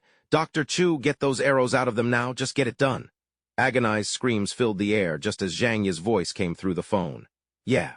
What is it?" The moment he picked up, she started sobbing. "Zhang Yi, Lu Tao, he's gone, and the others you shot, they're not going to make it." But all she got in return was a cold, mocking laugh. "Ha, so he kicked the bucket. It was only a matter of time, wasn't it?" At that very moment, Zhang Yi was leisurely preparing a gourmet dinner for himself. Do these people really think they can survive this blizzard? He sliced into a piece of rich, blood-red beef, still cold from the frost. The blizzard has buried the city, turning this building into a frozen, isolated island. The rest of the residents are just barely hanging on. Once their supplies run out, even if Chen Zhenghao doesn't get to them, the cold and hunger will. Even so, Yu Qing tried her best to appeal to his compassion. "Zhang Yi, I know I was wrong. It's all my fault. I took your feelings for granted. Can you ever forgive me?" Wang Min couldn't stand to watch her pathetic begging a second longer. "They're dying because you shot them. We don't have any medicine left, It's going to get infected. Didn't you buy a ton of medicine before? Please just give us some." Deciding this was taking too long, the woman snatched the phone and started shouting at Zhang Yi. "We're all just trying to survive day by day. With Chen Zhenghao making trouble for everyone, you shouldn't be so ruthless. You never know when you might need us." Her audacious words made him laugh. "Ruthless? Then why do you think I shot them with rusty arrows?" Before she could even answer, he stated his reason in a chilling tone. "It's because I want to see you all wounded, infected, and writhing in agony until you finally collapse in despair." Not stopping there, Zhang Yi twisted the knife. "Why haven't you taken your friends' bodies away yet? Let that hatred fester. It'll fuel you. I'll be waiting for the day you come for revenge." Wang Min tried to argue back. "We're not like that." But then Zhang Yi dangled a sliver of hope. "Enough, this is getting boring. But for the sake of the crush I used to have on Fang Yuding, I might consider letting her, and only her, come over." Like a drowning woman spotting a lifeline, Fang Yuding snatched the phone back and agreed without a second thought. From now on, I'm your woman. You can do whatever you want with me. I'll do anything you ask. A smirk played on Zhang Yi's lips as he answered, All right then, come on over. Seeing her friend grab a life raft, AI Ning scrambled closer. Take me with you, please take me with you. But her joy was short-lived. But Yuding, Zhang Yi's voice cut in, my affection is for you alone. You need to keep your distance from those unsavory types. We can't let them get in our way, can we? Hearing this, she immediately feigned obedience. Whatever you decide, I'll listen to everything you say. With that, she turned to leave, ready to abandon everyone behind her. I'm on my way, wait for me. The moment the words left her mouth, Yu Qing violently shook off the hand of the woman who used to be her best friend. Get out of my way, don't you dare stop me from going to Zhang Yi's. I've had enough of this shit. Wang Min couldn't take it anymore. She strode forward and slapped her hard across the face. You shameless bitch, after everything you've put us through, you think you can just walk away and take no responsibility. In your dreams, Zhou Peng choked out, his voice filled with pain. Yu Qing, didn't you say you hated Zhang Yi more than anyone? Didn't you say you wanted to be my woman? But his words were met with her true, cruel nature. I'm just looking out for my own happiness. Being with all of you was just a temporary arrangement. Once all the supplies run out, what are you going to do? Just sit here and wait to die. Her words made him tremble. Then she grabbed his hand, her voice suddenly turning into a tearful plea. Zhou Peng, you're a good man. And if you love someone, you want them to be happy, right? You've helped me, I know. But at the end of the day, can you give me what Zhang Yi can? Her words shattered him. Seeing her cousin completely broken, Wang Min stepped forward to comfort him. Cousin, don't waste your anger on a bitch like her. Our lives are what's most important right now. Meanwhile, AI Ning grabbed onto Yu Qing, demanding her share. On what grounds do you get to hog all the benefits for yourself? With that, AI Ning tackled Yu Qing to the ground, causing her to shriek. Let me go, all of you let me go, I have to go, let me go. Wang Min quickly shouted to AI Ning. Watch her, you see? This woman only ever thinks about herself, she's never cared about anyone else. Keep an eye on her for me, don't let her get away. Just then, Care finished tending to everyone's wounds as best she could. This was just a temporary fix, she said grimly. If we don't get proper medicine, then later on. There's a good chance of infection. Everyone should prepare for the worst. Suddenly, an idea sparked in Zhai Keo's mind. I still have a way to deal with Zhang Yi. Wang Min turned to him, intrigued. What is it? He calmly pushed up his glasses and began his analysis. Zhang Yi's apartment has in-wall heating. He's stockpiled a ton of fuel and his place is overflowing with food. Seeing no objections, Zhai Keo continued, Why don't we leak this information? Let the entire building know, then we can all get a piece of the pie. Feeling her own interests threatened, Yu Qing immediately protested. You people are shameless. I'm going to be with Zhang Yi. If you do this, what's supposed to happen to me? In a flash, Wang Min lunged forward, her hand raised to slap her. This is all your fault, and you have the nerve to stand there and complain. You bitch, but before her hand could connect, Zhou Peng grabbed her wrist. Stop it! Wang Min was furious. She's the one who dragged us into this mess, and now she wants to run off with another man. What is there to like about her? But he staunchly defended Yu Qing. Don't talk about her like that. I truly love her. Sooner or later, she'll love me back. Then he turned to comfort her. Don't be afraid. I'm here. Wang Min gritted her teeth and turned away in disgust. Pathetic fool. Fine, let that bitch be the one to look after you then. Without a moment's hesitation, she started spreading the news to the whole building, sending messages to all the neighbors. I just found out that some people are still living happily. This kind of selfish behavior is absolutely shameless. Zheng Hao and his cronies read Wang Min's messages, practically drooling with greed. Deng Lun's eyes went wide. How this is? Avarice fueled the scheme taking shape in his mind. So that little punk has so much good stuff stashed away. Perfect. I can settle my old and new scores with him all at once. In the apartment complex's group chat, the messages started to fly. The residents were in an uproar, spamming Zhang Yi. You need to bring out your supplies and help us. As an elder, I demand you hand them over. Just let me into your place, and I'll give you everything I own. After reading the messages, Zhang Yi, warm and well-fed, just scoffed. He smirked, looking at the piece of freshly cut meat on his fork. On what grounds? Do I even know you people? The gleaming, spotless plate reflected his mocking expression. Wasn't I just a piece of meat for you all to tear apart back then? He tossed his phone aside and went back to enjoying his delicious meal. You can't reason with monsters. Meanwhile, Zhai Keo was losing his patience. Is this guy not afraid to die? If we all just spit on him, we could drown the bastard. Chun, he was just as furious. That asshole is unbelievable. How dare he live it up by himself at a time like this? Su Hao even muttered a threat under his breath. Just wait until this snowstorm is over. I'm going to take care of you, you son of a bitch. The apartment complex's group chat erupted with grievances. We're neighbors, aren't we supposed to help each other? You have a duty to contribute. You kept the information to yourself. If it weren't for you, we wouldn't be in this mess. You have to make it up to us. Despite the chaos in the chat, Zhang Yi calmly poured himself a glass of wine. As he savored the taste, a few more private messages pleaded for his help. Li Mei was still trying to use her child to guilt him. Yu was even willing to offer her body, and Wen Qiang appealed to their old friendship. Zhang Yi ignored the message from Wen Hai, his gaze fixed on the falling snowflakes outside the window. It's getting boring staying cooped up in here. Maybe I should go out for a bit. An idea suddenly sparked in his mind. That's right. I still have those snowmobiles, he chuckled to himself as he paced around the room. Even though right now I can't. Well, my future is secure. Maybe I can finally go out and get some fresh air. Suddenly, something else caught his attention. A message notification from Care had appeared on Zhang Yi's phone screen. Every word she typed revealed her desperation. Mr. Zhang, my family and I are completely out of food and medicine. He found that rather interesting, just like a doctor, so rational. She wants to trade, not beg. Heh. He vaguely recalled what he knew about Care. In his past life, she had died giving her food to Zai Lima and her son.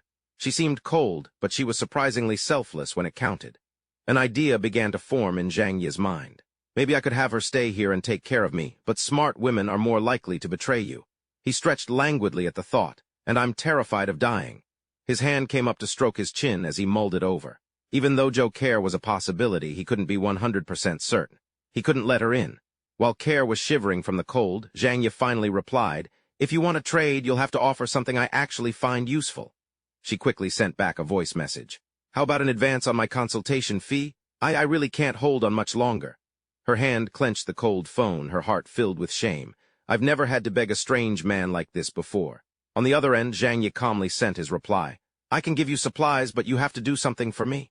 Care was a little curious. What kind of work? His demand came immediately, and it was simple. "Those neighbors of ours will lose their patience soon enough. I want you to watch them. Report their every move to me any time." He even decided to provoke her a little. "You have a choice, Dr. Joe. Betray them and join me, or stick with the herd and wait for the inevitable." The request left Care stunned. "Me very quickly, she." Care sent her response. Zhang Yi simply replied, "I agree." It was exactly what he'd been waiting for. She'd taken the bait.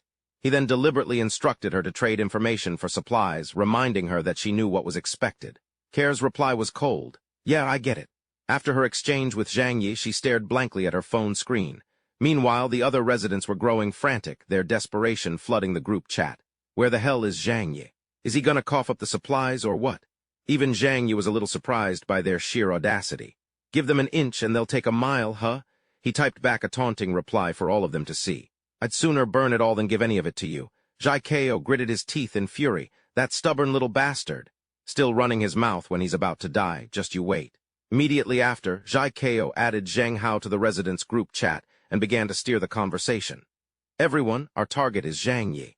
If we take him down, we'll have more supplies than we know what to do with. But this time I get half." Zhang Hao, of course, immediately backed him up. "That's right. We need to set aside our old grievances. Our only goal now is to attack Zhang Yi and take back what's ours." When Jai Guang saw the messages, he panicked. "They've all gone insane. I have to warn Zio Zhang." Care, too, immediately messaged Zhang Yi, her own thoughts racing. "They're making their move. I have to warn him now." She sent him a frantic warning. "They're coming to your apartment." But he remained completely unfazed. "Yeah, I know." The situation was dire, and Care found herself growing anxious on his behalf. They went crazy after seeing that video. "Don't you have a plan?" Sensing her genuine panic, he sent a message to calm her down. "Stay away this time. I'm only going to say this once." He was already holding a gun. Now all he had to do was wait. The show was about to begin. Meanwhile, a mob of residents, wielding clubs and makeshift weapons, descended upon Zhang Yi's home, their voices a roaring chorus. "Get Zhang Yi. We'll teach him a lesson." Far from feeling any guilt, they cursed him. "Beat that selfish bastard to death. He had it coming." They swarmed the entrance, ready to break it down. "Zhang Yi, get your ass out here. This is your last chance. Once we break in, it'll be too late for you." Watching on his surveillance monitors, Zhang Yi saw it all unfold. "Sun Jichao and Chen Zhenghao, what great allies, using you all as cannon fodder." Then he pressed a button marked with a lightning bolt. Just as one of the residents reared back, ready to smash the door with his club, he bellowed, "Zhang Yi, get the hell out here." The moment his weapon struck the door, his entire body convulsed as electricity coursed through him. It wasn't just him, anyone standing too close was zapped as well. One of them realized what was happening and screamed, "High voltage! Get back!" The current died down, leaving a handful of unlucky souls twitching and unconscious on the ground.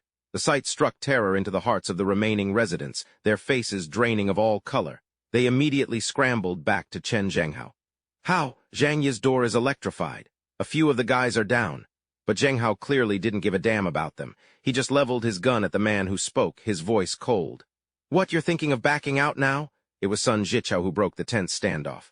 That animal Zhang Yi dared to kill his own neighbors. We have to make him pay, he shouted, rallying the crowd by dangling the promise of spoils. Just keep hitting the door with wooden logs. What other tricks can he possibly have? Think about it, warmth and food are waiting for us on the other side.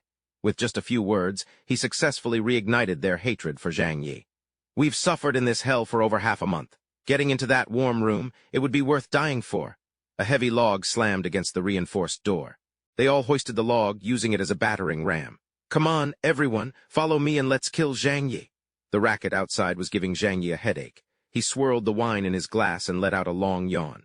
Are they ever going to shut up? He even grabbed the remote. Go on, keep it up. I'll even play some music to cheer you on. Zhang Yi's taunt sent the crowd into a fury. Let's see how smug you are when we get in there. You're gonna pay for my brother's life? Their initial burst of energy quickly faded, and soon they were exhausted. No, I can't anymore. What the hell? Despite the constant battering, the door was barely even scratched. A wave of confusion washed over them. Why is this door so damn strong? At this rate, we'll never get through. Just then, a man named Yan Cheng stepped forward to inspect the lock. This is a security door from a bank vault, he concluded. I used to work at one. His words plunged the group into deeper despair. Damn it, so you're saying this thing is unbreakable? He could only sigh in defeat. You couldn't blast through this door even with a bomb. As Yan Cheng was explaining that without the key, only a master lockpicker could possibly get it open, Zhang Yi was already at the door, crossbow in hand. A small panel slid open silently, revealing Yan Cheng right in the crosshairs. An arrow shot out like a bolt of lightning, embedding itself deep in his neck. Everyone froze, stunned. Grasping at his throat, the grievously wounded Yan Cheng managed to choke out a warning. He's armed. Be careful. His fate was all the warning they needed. The crowd's bravado evaporated, replaced by raw fear. They scrambled to get away, turning on each other in the chaos. Get out of my way. You're the one pushing. Watch it, or I'll kill you first. But Zhang Yi showed no mercy. A volley of arrows rained down upon them, and one unlucky soul, Yahello, was practically pinned to the ground by a cluster of bolts. Zhang Yi, you monster! More people fell, their dying curses echoing in the hallway. The clamor in the hallway was endless. Go to hell, you demon! The curses echoed, but Zhang Yi simply continued preparing his bow. Just then, Yahello stepped forward to calm the crowd. Everyone, calm down. I have a plan. He placed a hand on the wall, his voice a low murmur that still managed to carry. His door is made of a reinforced alloy. We can't get through it. His words, repeated subtly, seemed to spark a new idea in the residents' minds. That's right, why didn't I think of that? We can just smash through the wall. They quickly set to work, attacking Zhang Yi's walls from all sides. A smug look spread across Yahello's face, certain of his victory. That bastard Zhang Yi won't be laughing for long. The seemingly fragile wall soon showed a small crack. One of the residents hefted a wooden sledgehammer, ready to put all his strength into one final blow. However, the moment the hammer struck the wall, the force of the blow ricocheted back. He yelped in pain as a numbing sensation shot up his arms. Why is it so hard? Behind that thin layer of concrete was a solid wall of steel. The sight left Yahello utterly stunned. There's a steel plate inside. The steel wall shattered the residents' morale. Some started dropping their weapons, wailing in despair. Who the hell builds their walls out of steel? I don't believe it. This house can't be made of iron. A few more persistent people tried using their tools on other parts of the house, but it was no use. Of course, Zhang Yi knew everything that was happening outside, but he had no intention of stepping out to stop the chaos. Idiots, the outer wall is reinforced with 20 centimeters of refined steel, and they think they can break it with axes and sledgehammers. He switched on the soundproofing. Go ahead, guys. Wear yourselves out on this pointless little project. After struggling for what felt like an eternity, the residents finally accepted that they couldn't break into Zhang Yi's home. A low buzz of conversation began to spread through the crowd. Who builds a house like this? It's unbelievable. Seeing how Zhang Yi had fortified his house, Yahello was choked with rage. He started pointing a finger, his voice dripping with venom. He knew this disaster was coming, so he prepared against us? His words ignited the crowd's fury once again. That despicable bastard. If we all die, what's the point of him living all alone? Won't he be lonely? Doesn't he feel any guilt at all? One resident even collapsed to their knees, sobbing, You'll regret this day for the rest of your life. Just then, Zheng Hao stepped forward to rally their spirits. What's the rush? His house still has a ceiling and a floor, doesn't it? He laid out the plan. We'll split into 2 groups and break through. I refuse to believe we can't crack this iron box. Following his orders, the crowd split into two teams, one attacking the ceiling and the other the floor. Inside his home, Zhang Yi heard the commotion from all sides and merely scoffed. "Zheng Hao, so predictable. Too bad for you, I'm not an idiot." After a furious assault, the group on the ceiling only managed to uncover a wall of solid steel. "No way, how are we supposed to get in?" The team below was just as desperate. It was the same story. The entire house was a seamless iron box. Someone finally collapsed from exhaustion. One resident who had been starving for far too long looked at the others just as weary as he was. His heart sank into despair. "I'm so hungry. I feel like I'm going to starve to death." As his eyes scanned the crowd, a savage thought sparked in his mind. "That's right, isn't this? Meat." The overwhelming hunger drove the desperate survivors to eye each other, their mouths beginning to water. But the last shred of their humanity was just enough to jolt them back to their senses. "It's been so long, but it's still warm." Yeah, it's driving me crazy." Meanwhile, Yahello was drenched in a cold sweat, his anxiety peaking. Is there really no other way? Finally, consumed by despair, all he could do was let out a howl of pure anguish. "Zhang Yi, you bastard, how can you live so well when the rest of us are suffering like this? Why can't you sacrifice a little? Huh." Just then, Nai Cheng stepped forward. "Maybe we could try the balcony." Lu Yi's eyes lit up. He renovated the place. The floor-to-ceiling doors on his terrace were replaced with a huge pane of glass. "We might be able to break in that way." Those words were all it took to reignite the hope and excitement in the hearts of the starving crowd. A window, if there's a window, there's a way in. He couldn't have sealed everything. We just need to get through one window and we're in. Ha ha ha. Without another moment's hesitation, they grabbed their tools and began their assault. Meanwhile, Zhang Yi was inside, leisurely sipping a hot cup of coffee as the snow fell. He calmly watched the frenzied mob, their faces twisted by hunger. If zombies were real, he mused, they'd probably look just like this. A fresh volley of curses erupted from below. "Once we smash this glass, you're dead, you selfish piece of shit." Greed and resentment dripped from every word they hissed. "Your time is up. Today's the day you die. All this delicious food is gonna be ours, all of it." But Zhang Yi remained completely unfazed, not a hint of fear on his face. He simply took his time and strolled into the kitchen. In no time at all, he had a homemade bomb ready. They wouldn't be screaming for much longer. With an amused smile, he gently tossed it out. "Here, a little something to warm you all up. You frostbitten ghoul, don't forget to thank me." The sudden noise drew everyone's attention upward. There, hurtling toward them, was a bottle engulfed in roaring flames. The man who spotted it first took the full impact with no time to even flinch. Panic screams erupted from the others. "Ah, fire! Zhang Yi is throwing Molotovs." The unlucky bastard who'd been hit squarely by the surprise attack couldn't bear the flames. He lost his footing and plunged from the balcony. Of course, Zhang Yi's plan was never meant for just one person. A quick death from the fall was better than being burned alive. The man still on fire could only stare in horror, his final moments spent begging. "Help me. Somebody help me." Too bad for him, Zhang Yi was a man of conviction. "Never." Seeing this, the other troublemakers had no choice but to turn and plead with their comrades in the opposite building. "Help us, save me, I don't want to die. Somebody get us out of here." Across the way, watching these human torches, Yahello gritted his teeth and screamed at them. "Get back, get the hell away from here, you're a lost cause. Don't drag us down with you." Then he frantically swung the hammer in his hand, trying to shove them away. "Stay back, you're already dead. What if you set us on fire? Get down. Just fall." It wasn't long before they lost their balance, plummeting from the flimsy wooden plank. As time passed, the men left on Zhang Yi's balcony were reduced to blackened husks. Now Yahello and Lu Yi cast aside all shame, huddling over the very comrades they had just condemned, soaking up the heat from their smoldering bodies. "So warm. It's so warm." Time stretched on until the flames on the human torches finally died out. But the survivors didn't stop, they just kept climbing. Over the balcony, they didn't even flinch when they had to trample over their companion's corpse. The sheer desperation of the situation finally broke La Yun. He no longer hesitated and dropped to his knees, begging, "Zhang Yi, I'm starving to death. Please save me, even a scrap of bread will do." Not wanting to be left behind, the others rushed to grovel as well. "You have so much food in there, just share a little with us. After this, we'll do anything you ask. We'll listen to whatever you say." Zhang Yi's words were placating, but the bowl of noodles in his hand told a very different story. "Please, don't be like this. It's so hard to watch." He then put on a look of pity, casually swirling the delicious-smelling noodles in his bowl. "Seeing you all like this breaks my heart, so much so that I need to eat something to calm my nerves." La Yun and the others behind him were speechless, their stomachs twisting in knots. But Zhang Yi wasn't completely heartless. He slowly announced, "I can give you all a chance." Then his eyes narrowed as he spat out the incendiary offer. "Now, who will bring me the head of Chen Zhenghao? Whoever does gets to eat noodles like this for a week. As much as you want." In an instant, the eyes of La Yun's entire group swiveled to the other side. As the new subject of their conversation, Chen Zhenghao was still clueless that he'd become the target. Why did they stop fighting? He wondered. Did Zhang Yi say something to them? But before he could even process it, a predatory glint appeared in the eyes of the crowd. They began to close in on him, and a wave of panic washed over Chen Zhenghao. What do you want? Get away from me? It wasn't until a message from Hu Fei popped up on his screen that he finally understood. He stared in disbelief at the text from Zhang Yi. Whoever can kill Chen.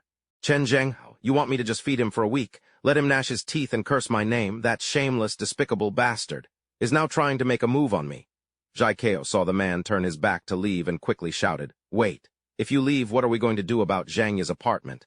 What can Zhenghao do besides curse? Damn it, we can't even break in. What other choice do we have? Let's just go back and figure something else out. The next day finally arrived. Bai Ranu was worried about what they were about to do. Do we really have to do this? La Yun shot back. What's the point of all this useless talk? How much longer can Chen Zhenghao even last? We can trade him to Zhang Yi for food. Just as he finished speaking, Chen Zhenghao's manic voice echoed through the hallway. What are you all dragging your feet for? Waiting for a special invitation? Let's get a move on. It'll start getting colder if we're late. Even surrounded by his own men, his every move was laced with suspicion. What, haven't you eaten yet or something? Pick up the pace? But it was too late. La Yun's crew had already been pushed to the brink of despair. They seized their chance. Just then, Dang Lun happened to turn his head and froze, his eyes widening at the horrifying scene unfolding before him. A desperate scream tore from his throat. Boss Hao, watch your back! The city was buried under a blanket of white snow. The bitter wind howled through the gaps between buildings, painting a chillingly silent portrait of death. Inside the cold hallway of a worn-down apartment complex, blood splattered the gray stone floor, spreading like patches of crimson-dyed shadow. Chen Zhenghao stood there, his hand gripping a still-smoking gun, the black muzzle aimed squarely at the two motionless bodies on the ground. His voice was a low, hoarse growl. You wanted me dead, then you die first. He glanced at his remaining men. Chop them into pieces for me, you hear me? Scum. His men held their breath as they dragged the body away, a dark, smeared trail of blood stretching out behind them. Duwu gasped, his eyes wide with horror as he stared at Zheng Hao's back. Boss Hao, you've been stabbed? A deep gash was visible through his thick puffer jacket, blood already starting to seep through the fabric. But he merely scowled and clicked his tongue in annoyance.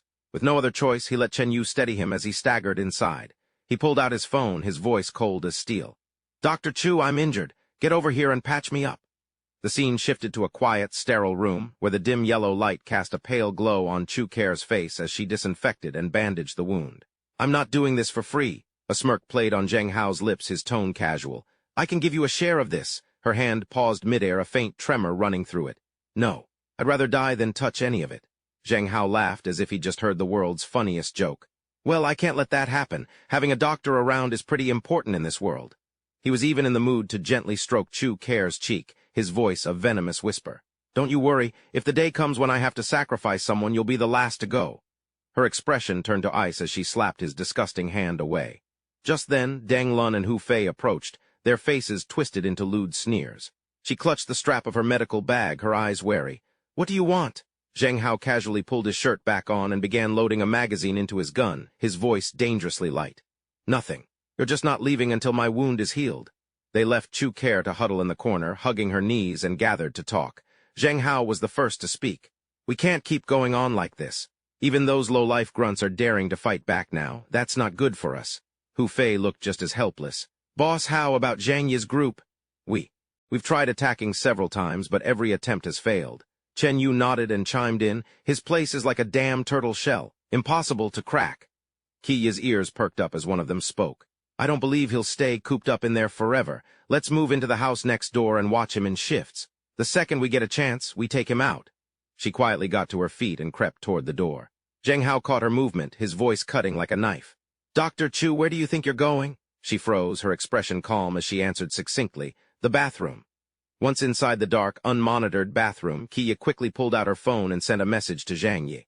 Zheng Hao's crew is moving in next door. Watch your back. A reply came back almost instantly. Got it. Stay put and keep an eye on things. A few moments later, the door to the neighboring house creaked open. Yi Ching appeared, forcing an awkward smile. How, the house is all yours now. We'll get out of your way.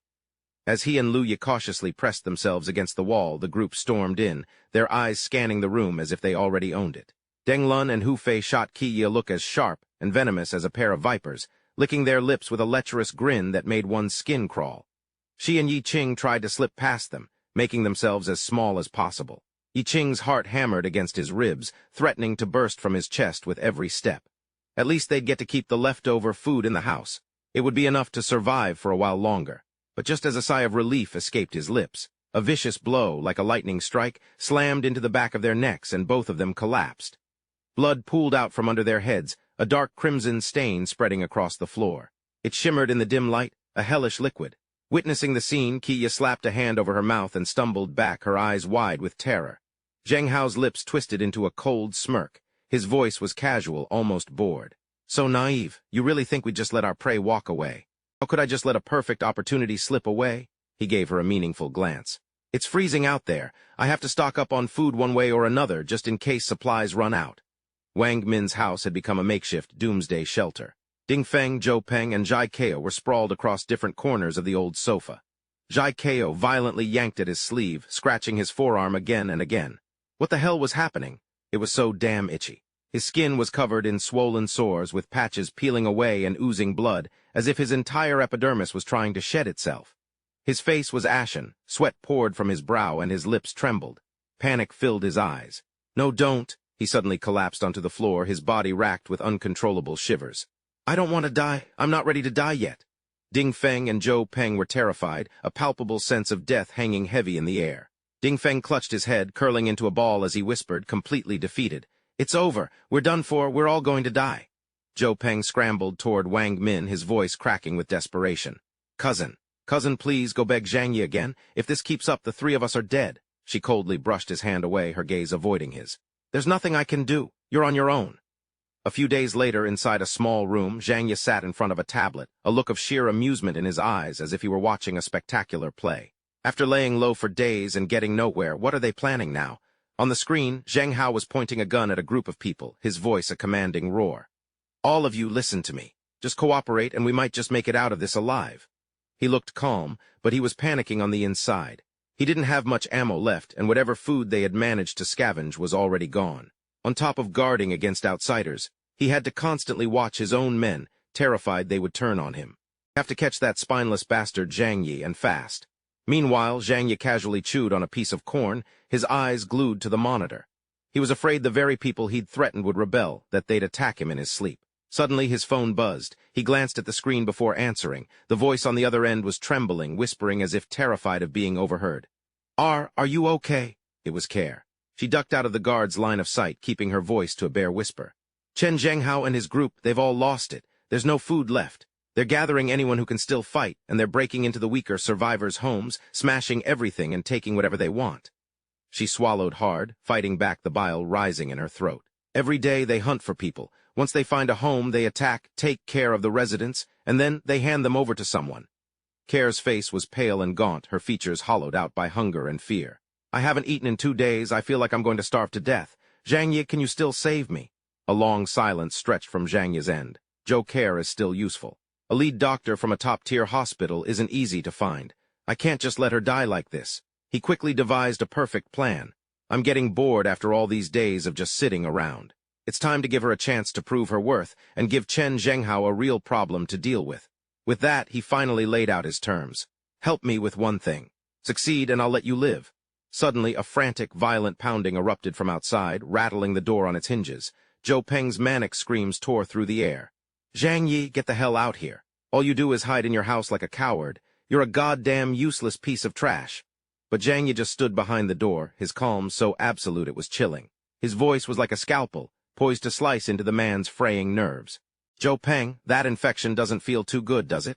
He froze, his breathing heavy as the voice continued its cold narration. The bacteria from that rust. It got into your wound. Just like maggots on a rotting corpse, it started multiplying like crazy, devouring your flesh and blood. Now it's racing through your veins, poisoning your entire body. Zhou Peng started to lose it, his eyes shot with blood. Arg. Zhang Yi, I'll fucking kill you. But Zhang Yi remained calm, intentionally pushing him further. You're a dead man walking, after all. There's no cure for a terminal infection like yours. So while you're still breathing, why not do all the things you never dared to do? A storm of emotions crashed over Zhou Peng. He nodded slowly, forcing out each word. Yeah, you're right. Zhang Yi's words pierced his mind like poisoned needles. He stumbled against the wall, his mind a chaotic mess. I'm going to die anyway. What's left to be afraid of? He dragged his heavy feet, slowly making his way into a dark room. As the door creaked open, he whispered her name. Yu Qing! Seeing him suddenly collapse to his knees on the tiled floor, she flinched in fear, defensively crossing her arms over her chest. Zhou Peng, what are you doing? His gaunt, trembling hand reached out and grabbed hers, his eyes pleading. Yu Qing, will you marry me? She pinched her nose and quickly turned her head away, trying to escape the overwhelming stench. No, I won't. Then she angrily shoved him, sending him sprawling onto the cold floor. If you're going to die, then just crawl off somewhere and do it. God, you're disgusting. I still have to go find Zhang Yi. Who do you think you are? To me, you're not even a backup plan. Her words were a final, brutal blow to Zhou Peng's last shred of hope. No, this can't be real. His mind completely shattered. He shot up from the floor and lunged, his hands clamping tight around Yu Qing's throat as his voice twisted into a beastly growl. He was on the verge of death. No, you love me, I'm dying, so let's go to hell together, we'll be together forever. She struggled in a panic, slapping him hard across the face. No, get off me. You're so foul, you're disgusting. Zhou Peng froze. His face went rigid, his eyes wide with disbelief. How dare she call me foul? In the last shred of his sanity, he roared and pinned Yu Qing down. You dare call me foul? This is all your fault. Yu Qing choked, her voice a mixture of fury and despair. You're the useless one and you blame me? You're nothing but a cornered animal, a worthless piece of trash. In another room, Care paced back and forth, her heart burning with anxiety. It was dangerous, but she had made a promise to Zhang Yi. If I don't do this, they'll definitely kill me. After careful consideration, she finally made her decision. I'll help him. Zhang Hao let out a smug laugh, a satisfied look spreading across his face. Haha, I knew you'd come around. Care straightened her back, her gaze firm and determined. I don't want to die, I want to live. Please, the man waved a hand dismissively. Fine, go help him. Chen Yu pointed to the kitchen counter. The axe and firewood are over there, chop it for me. She immediately obeyed, meekly picking up the axe. When she seemed distracted, he snapped a warning. Hey, watch it. Don't let the fire go out. Care lowered her head in acknowledgement, but her mind was already racing. Good, they're not suspicious of me. This should be my chance to make a move. When no one was looking, she quickly pulled out a small vial and stealthily poured its contents into the bubbling pot of broth. The faint smell of the potion mingled with the aroma of the soup, completely unnoticeable. She bit her lip and covered her mouth to keep from gagging at the mixed scent, then stirred the pot. The 5 men, including Zhang Hao, gathered happily around the table. He leaned back, scooped up a spoonful to taste, his eyes filled with. So satisfying. Who would have thought Dr. Zhou would one day have to join the likes of us? Care clutched her bowl, pretending to be terrified. I'll eat in my room. A man with a pompous sneer chimed in. Hao's right. Even a goddess has to come down to our level when she gets hungry enough. She slipped out of the room, quietly closing the door behind her. She dumped more than half a bottle of sleeping pills into their soup. A single pill could knock someone out for half an hour. Her heart hammered against her ribs. All she could do now was wait and pray they wouldn't realize the soup had been doctored. It took less than a minute. Hu Fei's voice was already slurring. Why am I so sleepy all of a sudden? Chen Zhenghao was already nodding off, his head lolling against his chair. Wu Yi, you ate your fill, you're not sleepy. Peeking from behind the wall, Care saw the drug taking hold. It was working, her hands trembled as she texted Zhang Yi. I gave them a lot of sleeping pills, they're all unconscious. What are you going to do? His reply was an immediate command over the phone. Drag them out onto the balcony. Once Chen Zhenghao and his men were completely comatose, Care did exactly as Zhang Yi told her, dragging their limp bodies onto the balcony. From across the railing, he watched her work. Very good, he said. Chen Zhenghao and his little dogs are all there. She hugged herself, shivering as her breath plumed in the cold night air. Are you going to kill them? She whispered. He tightened his grip on the pistol in his hand. With the other, he tossed a coil of rope across to her. I'm not. You are, he commanded, his voice flat and devoid of emotion. Take the pistol from Chen Zhenghao and give it to me, then use this rope to tie their hands. She leaned back against the railing. After listening, she tilted her head slightly, her brow furrowed with irritation. He's being way too cautious, she fumed silently. Can't he just come over and give me a hand? As if reading her mind, he raised his weapon toward Kyer and offered a casual smile. Better safe than sorry, I'm not taking any risks. Without another moment of hesitation, she did as he said, tying them up securely. Then she carefully leaned over, preparing to draw the weapon from her back. Across the way, Zhang Yi watched her and called out, Take the magazine out, throw it over to me with the gun. Then you can come inside. With the gun in her hand, Kyer hesitated. How can I trust him? What if he just turns on me after this? He didn't bother explaining. His words were as sharp as a blade cutting through the air. You have no choice but to trust me. After a silent moment of thought, she quickly ejected the magazine. Then, gathering her strength, she threw it over to Zhang Yi. He easily caught the gun as it flew toward him. He examined it closely, his mind racing. It looks just like it did on the monitor. This is the one Chen Zhenghao was holding. At that thought, he turned and went back inside, leaving a bewildered Kyer to wonder what he was planning. Just seconds later, a stream of ice-cold water shot out into the freezing air. From inside the house, Zhang Yi was calmly aiming a water hose, spraying Chen Zhenghao's group directly. Kyer ducked back into the room, staring out in disbelief. He's trying to freeze them to death. So cruel. But it's safe and damn effective. The sudden shock of the cold jolted Zhenghao awake with a piercing scream. Og, the rest of the group snapped awake instantly. Chen Yu, shivering uncontrollably, yelled, "It's freezing, I'm going to freeze to death." Deng Lun, meanwhile, scowled in frustration. Who did this? Where the hell is this water coming from? Zhenghao gritted his teeth, his mind reeling. What's going on? I've been drugged. At that thought, he whipped his head around and roared, "Zhang Yi!" Across from them, Zhang Yi's eyes met his. He delivered their death sentence. "You've made enough noise. It's time for you to die." The moment the words left his lips, he decisively cranked a valve, and the water hose roared to life at full blast. Instantly, a high-pressure stream hissed and blasted a bone-chilling torrent of water straight at them. Seeing Zhang Hao and his men frozen in place, a smirk of satisfaction touched Zhang Yi's lips. They weren't going to live anyway. No sense in wasting water. And just like that, they were encased in ice, their lives extinguished. At that same moment, Ker's phone rang. It was him. She had passed his test. She could come now. Hearing the news, her knees buckled with relief. She whispered, "Okay, I'm on my way." Zhang Yi kept his gun trained on the door, his expression wary as her voice came through the intercom. "I'm here, right outside the door." He watched Ker on the security monitor, a quick scan revealing no dangerous items on her. Good. Once he was certain it was safe, he turned and called out, "You can come in." Given the all-clear, Ker cautiously pushed the heavy door open and stepped inside. The moment she was through, she began shrugging off her thick coat as Zhang Yi swung the heavy door shut behind them. "Ah, it's so warm," she sighed, sinking to the floor. She closed her eyes, savoring a heat she hadn't felt in what seemed like an eternity. It had been so long since she'd felt this kind of warmth. Suddenly, the cold steel of a gun barrel pressed into her back. Zhang Yi had moved without a sound. His voice was low and unexpected. "Dr. Chu, is there something important you've forgotten to mention?" Leaned in close, his voice a provocative whisper by her ear. "For example, prove to me that you're harmless." Ker's face flushed at his words. A flicker of embarrassment crossed her features as she stammered. "Then, what do you want me to do?" He smiled, his answer simple and direct. "It's simple. Prove you have no weapons on you that could possibly harm me." Zhang Yi tilted his head, his gaze sweeping over her, full of unspoken meaning, as if trying to read her every thought. "You've decided to be in the same boat as me, haven't you? To be completely honest with each other, with no threat between us." A few seconds later, Ker slowly began to remove her clothes, layer by layer, proving her point. Zhang Yi, meanwhile, leaned back in his chair, watching her. "Very good," he commended. "Your attitude is perfect." He then took out a large towel and handed it to her. "First, go take a hot bath. You've been through hell these past few days." He gave Ker a gentle push forward, pointing her toward the bathroom, his movements silently urging her to hurry. Just before the door closed, Zhang Yi called out, his tone casual, almost practiced. "I picked out some clothes in your size. Try them on and see if they fit. If not, I'll find you something else." The room fell silent, the only sound the gentle rush of water from the shower. Zhang Yi's gaze fell upon the boxes of injectable medicine Ker had carried. A look of keen interest crossed his face before he, without a moment's hesitation, swept them all into his storage space. Confiscated. A few minutes later, she emerged from the bathroom, looking slightly bashful.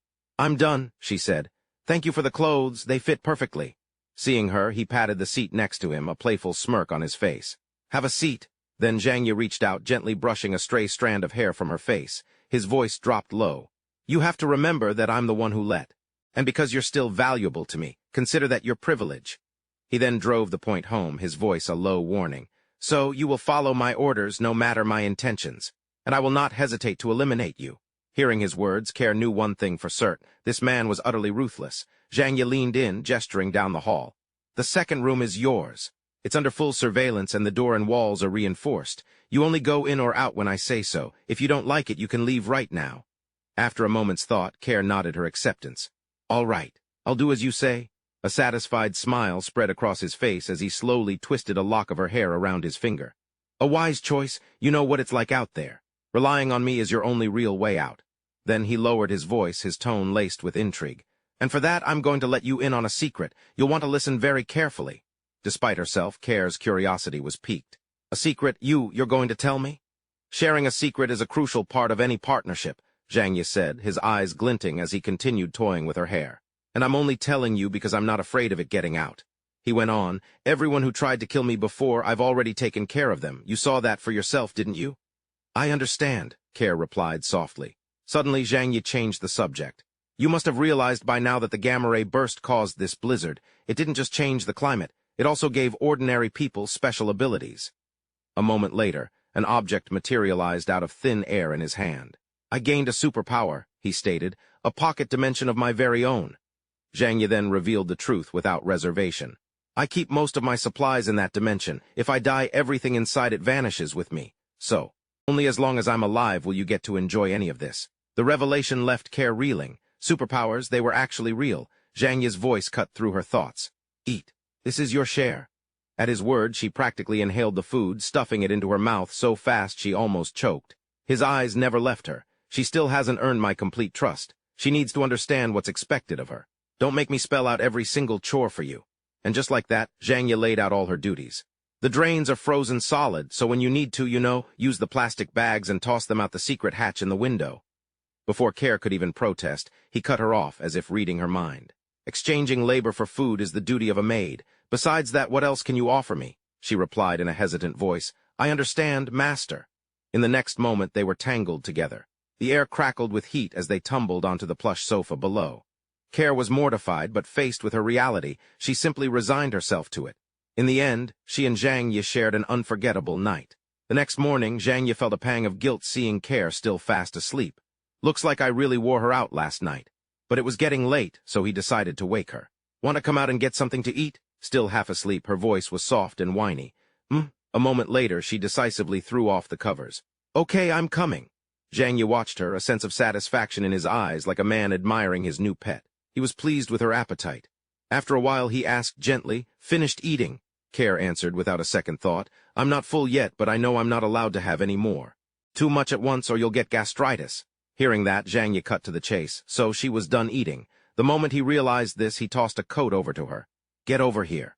Time to work. Following behind him, Care asked, What are we doing? A demonic look crossed his face. We're going to smash that pile over there. Care took the club Zhang Yi handed her, a flicker of curiosity in her eyes. But, they're already dead. Why do we have to do this? His expression darkened. A scumbag is still a scumbag even as a corpse. They're as disgusting as cockroaches. His voice grew colder. Besides, smashing these bodies serves as a warning. It lets everyone else know who they really shouldn't mess with. With that, he casually stepped aside. Because of our little agreement, it's your turn to take the stage. His words left Care feeling completely helpless. You're being way too paranoid. She walked alone toward the frozen corpses and without a word began to smash them to pieces. From a distance, Zhang Yi filmed the entire process. Suddenly, Care looked up, confused. Are you recording this? Noticing her gaze, he answered calmly, Just documenting the journey, something for all those untrustworthy folks to see. Zhang Yi's words dripped with threat. He needed to show them who the new boss of this building was. A moment later, the video was sent to the residents' group chat. After watching it, the entire building erupted in celebration. That guy is finally dead. I can finally leave my apartment. The bastard, he deserved it. Good riddance, haha. Then a message from Zhang Yi appeared. Chen Zhenghao is dead. From now on, I'm in charge of this building. A flood of new messages poured in. You're the one who took care of Chen Zhenghao. You're incredible. Zhang Yi. You have any food at your place? I'm starving to death. A sudden call from Fang Yuding caught him completely off guard, so she was still alive after all. The moment he picked up, her voice flooded the line. Zhang Yi, are you with Zhu Kenny right now? She demanded. Then her tone shifted as she pleaded desperately. Big brother Zhang Yi, can I please come over to your place? You can't be with another woman. You belong to me. He just let out a contemptuous laugh. You're not dead yet. Yuding completely misinterpreted his words. So that's it. Zhang Yi only let that bitch Zhu Kenny into his house because he thought I was dead. She burst into tears. Big brother Zhang Yi, I'm still alive. I'm the one who loves you the most. Kick her out right now. Suddenly, a pained scream erupted from the phone. Let me go. I need to get to Zhang Yi. Of course, Wang Min and Mr. Ning weren't about to let her go that easily. You're the one who should be dead after what you did to us. Go to hell. Witnessing the scene unfold, Kenny timidly pressed herself against him. I'm not like her, so you don't have to worry. The gesture made his face flush for a moment, but just a second later his expression shifted. I wonder, how would Fang Yuding react if she saw me and Zhu Kenny together like this? Would she go absolutely insane? While Yuding was still pinned to the ground, her phone buzzed. A message appeared on the screen. Yuding, you're a good person, but I've met someone better. Hearing the notification, she fought with everything she had to grab her phone. But what she saw was an intimate photo of him and Kenny, along with another message. You'll wish us well, won't you? Yuding let out a furious roar. You can't do this to me. I'm the one who loves you most. She must have tricked you. Just give me one more chance. But with a single sentence, Zhang Yi shattered her world. There's no need. Care and I are truly in love. We shouldn't contact each other anymore. Yu Qing was utterly devastated. I don't believe you, Zhang Yi. You were so devoted to me before. How could you just change like that? She wailed, her voice breaking with despair. It's all that bitch Care's fault. Watching Yu Qing's pathetic display, Wang Min and AI Ning couldn't help but feel a sense of satisfaction. This is karma. You totally deserve this. Zhang Yi, meanwhile, was finally content. He'd had his fun. There was no need to pay any more attention to this woman. She was going to die in this apocalypse anyway. Suddenly, he turned to Care. Do you think I'm cruel? But she didn't see it that way at all. I'm sure you have your reasons for doing this. Her words pleased Zhang Yi immensely. Good, as long as you understand. A short while later, Care announced that she was finished cooking. Lunch is ready. However, Zhang Yi didn't start eating right away. Instead, he carefully pushed a bowl toward her. You made the food. You try it first. Just then, a threatening text message lit up a phone. He was blackmailing them, demanding they hand over food or she would start shooting. As Care took a bite, she thought to herself, is he afraid I poisoned it? Suddenly, Zhang Yi spoke up. I remember the first person Chen Zhenghao shot was Uncle Lin. It's a miracle that woman is still alive. Hearing this, Care quickly explained the whole story. It was when I went to check on Lin Ziohu. I felt sorry for them, so I gave them a few supplies. His expression darkened instantly. HMPH. His reaction terrified Care. The blizzard had just started back then. I thought it would be over quickly. Now that I know how bad things are, I'll never be so reckless again. But Zhang Yi's expression didn't soften. That's not the problem. He continued to press her, his voice low and serious. The supplies you gave them must have been eaten a long time ago. What has she been surviving on since? Now at that moment, Care fumbled for an explanation. Lin Ziohu, he ran out of medicine. He died about 10 days ago. Hearing this, Zhang Yi just scoffed. So that's how it is. Suddenly, a loud laugh erupted from outside the door. Ha ha ha, Luo Yun's laughter didn't stop, echoing desolately through the air. Even as he plummeted toward the ground, he welcomed his fate with a grin. Witnessing the scene, Care sighed. When is this snow ever going to end? But Zhang Yi was completely calm. Who knows, as long as we survive, that's all that matters. Suddenly, his phone buzzed. Zhang Yi answered it immediately. Hello? A hesitant voice came from the other end. It was Yu Jiguang. Zhang Yi, you. Are you doing okay? Zhang Yi replied in a warm, hearty voice. Uncle Yu, no need to be so formal. Just tell me what's on your mind. If it's something I can do, I'll give it my all. But inwardly, he was already calculating. Uncle Yu is a good man, and he knows martial arts. If I can get him in my debt now, I can get him to work for me later. On the other end of the line, a child's loud cry could be heard. Wah! Jiguang's voice was filled with anxiety. Tang Bao has a fever. We're completely out of medicine, and her mother and I are worried sick.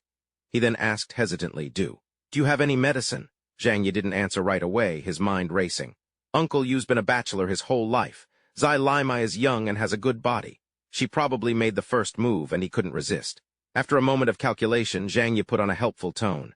I see. I've still got a few boxes here. Why don't you come by and get them? Overjoyed by the offer, Jiguang's voice filled with relief. Zhang Yi, how can I ever thank you? He then swore, if you ever need me for anything, just say the word. I promise I won't refuse. Zhang Yi broke into a wide smile. Don't say that, Uncle Yu. You're closer to me than my own family. He then urged, stop being so formal and come get this medicine. After the call ended, the smile vanished from his face. Li Mei was no simple woman. Out of all those people, she was the only one who had found the best way out. Suddenly, Care, who was standing beside him, spoke up. Are you really that close with Uncle Yu? He answered bluntly. In the old world, people scrambled for profit. It's no different in this one. Zhang Yi elaborated. Uncle Yu is a decent man, and he's incredibly strong. Having him owe me a favor will come in handy later. His throat felt raw from talking, and he drained the glass of water in his hand. After a moment, he added, Besides, I don't want to see the goodness in a man like him get stamped out by this world. That's something precious. A short while later, someone knocked on his door. Zhang Yi, it's you, Jiguang. Are you in there? When Zhang Yi heard another person with him, his brow furrowed. What is she doing here? He didn't open the door, instead calling out from inside, Uncle Yu? Jiguang quickly replied, Yes, it's me. Then Li Mei's voice cut in. Zhang Yi, our Tang Bao has a dangerously high fever. Please help her. Before she finished, Zhang Yi slid a box of medicine out through the door slot. Then hurry and give this to her. Getting sick in times like these is no joke. The box was right in front of him. Jiguang snatched it up, thanking him profusely. Zhang Yi, thank you so much. But Li Mei still wasn't satisfied. Her voice rose as she begged. Zhang Yi, I'm begging you, could you let Bao Bao stay at your place for a little while? Her voice grew desperate. Bao Bao's sick, please, you have to help us. This only disgusted Zhang Yi further. What bottomless greed. He knew if he let the child in, she'd be right there with him, reaping all the benefits. He put on a thoughtful expression. But why? In times like these, I can't just let people into my home. Besides, my coal is about to run out, and it's getting colder. Not wanting to put Zhang Yi in a tougher spot, Jai Guang quickly tried to reason with Li Mai. Zhang Yi's already done more than enough for us. Let's just go back and put on some more layers. But she just snapped back at him. What do you know? Bao Bao is just a baby. How is he supposed to handle this cold? Tears streamed down Li Mai's face as she begged, her voice cracking. Zhang Yi, I'm begging you, for Bao Bao's sake and for Brother Wu's, please, just let him stay with you for a little while. Zhang Yi continued his act, his voice full of regret. If this were before all this happened, I would have said yes in a heartbeat, but you both know how things are now. His voice dropped, playing the victim. Right now, everyone in this building wants me dead. They want to take my home for themselves. I'm honestly terrified. As expected, the ploy worked on Jai Guang. He's right, he said. Zhang Yi has already been good enough to us. Do you have any idea how hard it is to get medicine these days? But Li Mai wouldn't back down. But he let Zhu Kexin stay with him. His response was blunt. Zhu Kexin is my girlfriend. You got a problem with that? His words struck a chord in Kexin's heart. It was just an excuse, a lie to get them off his back, but for some reason, hearing him say that made her feel a flutter of happiness. Not wanting to make things any more awkward, Jai Guang urged his wife, let's go, stop causing trouble for him. But Li Mai stubbornly refused to move. I know, she didn't want to be like this, it's all because of the baby. Before leaving, the man made sure to explain himself. I'm sorry, Zhang Yi, please try not to hold it against her. And thank you so much for everything. Hearing this, Zhang Yi quickly replied, it's nothing, I understand. A moment later, he walked back into the house looking completely drained. Having Zai Li Mai around is such a damn nuisance. Care, seeing his expression, chimed in, there are plenty of people like her in the world, aren't there? As soon as she finished speaking, Zhang Yi collapsed, resting his head on her lap. The tension immediately drained from his body.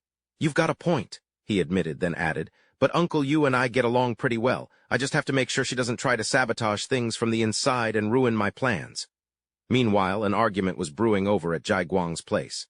Why do you have to push it? Give you an inch and you take a mile. How could you ask him for so much? But Li Mai stood her ground. Isn't everything I do for our child? If something happened to her, what would be the point of me even living? Her words made his heart soften. Look, it's not that I don't understand, but you have to at least be grateful. His voice filled with appreciation as he recounted the events. If it weren't for Zhang Yi, I never would have thought to stockpile supplies in the first place. That's a debt we have to find a way to repay. Suddenly, Li Mai's entire attitude shifted. Honestly, I don't think you need to feel so indebted to him. I mean, he's still keeping his guard up around you, isn't he? She continued to needle him. He probably just did you a small favor so you'd be his pawn in the future. If he was really such a good person, would he have been ruthless enough to kill a dozen of his own neighbors? Li Mai kept on, her bad-mouthing relentless. Besides, she said, his house is huge. It's not like adding the two of us would make it crowded. That was the last straw for Jai Guang. Enough, he finally roared, unable to take it anymore, his face twisted with fury. Don't you ever say anything like that again? Jai Guang, what is wrong with you? Doubting the man who saved our lives, are you even human? Seeing how far she'd pushed him, Li Mei panicked. I'm sorry I was wrong, but I was just trying to do what's best for you. It's not a bad thing to be a little more careful right now. To stop the fighting, Jai Guang made a decision. I'll sleep in the living room tonight. You and your mother take the big comforter. Defeated, she could only agree. Okay, I'll bring the mattress over right now. But deep down, Li Mei was stubborn. She couldn't let it go. I have to find a way into Zhang Yi's apartment. She looked down at Tang Bao, her heart heavy with resolve. For us to survive, Mom will do whatever it takes, no matter the cost. Snow had buried the entire world. Only the tallest buildings survived, their peaks piercing the endless white. In that vast, frozen sea, something was digging. A moment later, the snowpack in front of a building shattered, and a group of men clawed their way out, led by Tian Fang. A wicked grin stretched across his face as he ordered the men behind him. Let's go up. On their way, they suddenly ran into Zhang Meng, carrying a bucket of water. Spotting him, Tian Fang and his thugs immediately gave chase. Don't let him get away. But Zhang Meng didn't get far before a heavy blow slammed into the back of his neck. After taking him down, the man turned to his boss. What should we do with him? Tianfang didn't hesitate. Just leave him here for now, we'll grab him on our way out. They finally reached the 24th floor. Standing before the door, he signaled, Lao Lu, get over here and break this thing down. Lu Zhu hurried forward. Leave it to me. He skillfully lit the fuse on a homemade explosive. Cover your ears, Lu Zhu yelled, scrambling to get away. The words had barely left his mouth when a massive explosion erupted behind him, blasting dust and debris everywhere. The deafening blast jolted Zhang Yi from a deep sleep. An explosive right outside my door. He snatched his gun, his eyes glued to the surveillance monitors. The living room, the spare bedroom, everything inside was still secure. Staring at the troublemakers on the screen, Zhang Yi's mind raced. Strangers, did they sneak in from another building? He carefully scanned what they were carrying. Rebar, wooden planks, axes, even plywood from a construction site. After a moment of analysis, it clicked. The construction workers from the 26-story building next door. It has to be them. His expression darkened. They're targeting me. Word about my situation must have gotten out. Just then, Tianfang's voice crackled through the door's audio feed. Old Lu, what the hell kind of job did you do? Why didn't this piece of junk go off? It wasn't just him. Lu Zhu was completely baffled. That's impossible, he muttered. There was nothing wrong with the mix. Could it have gotten damp? Before he could say more, another man, Xin Cheng, spoke up from the back. If that won't work, let's just break it down ourselves. A cold fury washed over Zhang Yi. They want to kill me. A cruel sneer touched his lips. Let's see if you have enough lives to trade. Something suddenly materialized in Zhang Yi's hand. A crude white phosphorus incendiary. When it burns, the temperature can exceed 1,000 degrees Celsius. Without a moment's hesitation, he hurled it out the door. The scene outside descended into chaos. Incendiary, scatter, run. But it was too late. Before they could escape, the flames engulfed them, their senses consumed by an agony beyond description. The pain was unbearable. Ag! Lu Zhu writhed in the inferno. Help me, somebody help! He didn't even finish the sentence before a bullet ripped through the air and slammed into his head.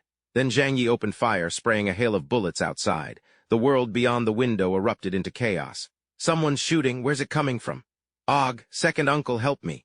But before he could scream again, a single bullet silenced him forever. In a matter of moments, not a single worker was left standing. After taking care of business, Zhang Yi thought to himself, it's a good thing I didn't get a machine gun. Otherwise, I would have burned through 100 rounds already. He mulled it over. The big freeze has already weeded out the weak. From now on, only the strong will be left. I'm going to need bigger guns. A grim look settled on Zhang Yi's face. These guys came prepared. I can't rest easy until every last one of them is dead. With that thought, he walked over to Ki-er. It's over now. She looked up, her voice trembling slightly. Zhang Yi? But a second later, she seemed to snap out of it, scrambling to her feet and making excuses. I wasn't scared, I just thought it was an earthquake. Zhang Yi shot back. We're on the 24th floor. If it were a real earthquake, you'd be flat as a pancake no matter where you hid. Ki-er deftly changed the subject. So what was all that about? A few minutes later, after he had filled her in, she came to a stark conclusion. So you're saying those workers were even more dangerous than Chen Zhanghao? Zhang Yi replied, his voice calm and even. He just had a gun and used it to bully regular people. These workers, on the other hand, were strong, and because they lived together, they knew how to work as a team. A murderous glint appeared in his eyes. Good thing I took out the one who knew how to make explosives. Otherwise, I'll never be able to sleep at night. Overcome with worry, Care turned to him. So what now? Are we going to get revenge? Zhang Yi's answer was firm. Of course.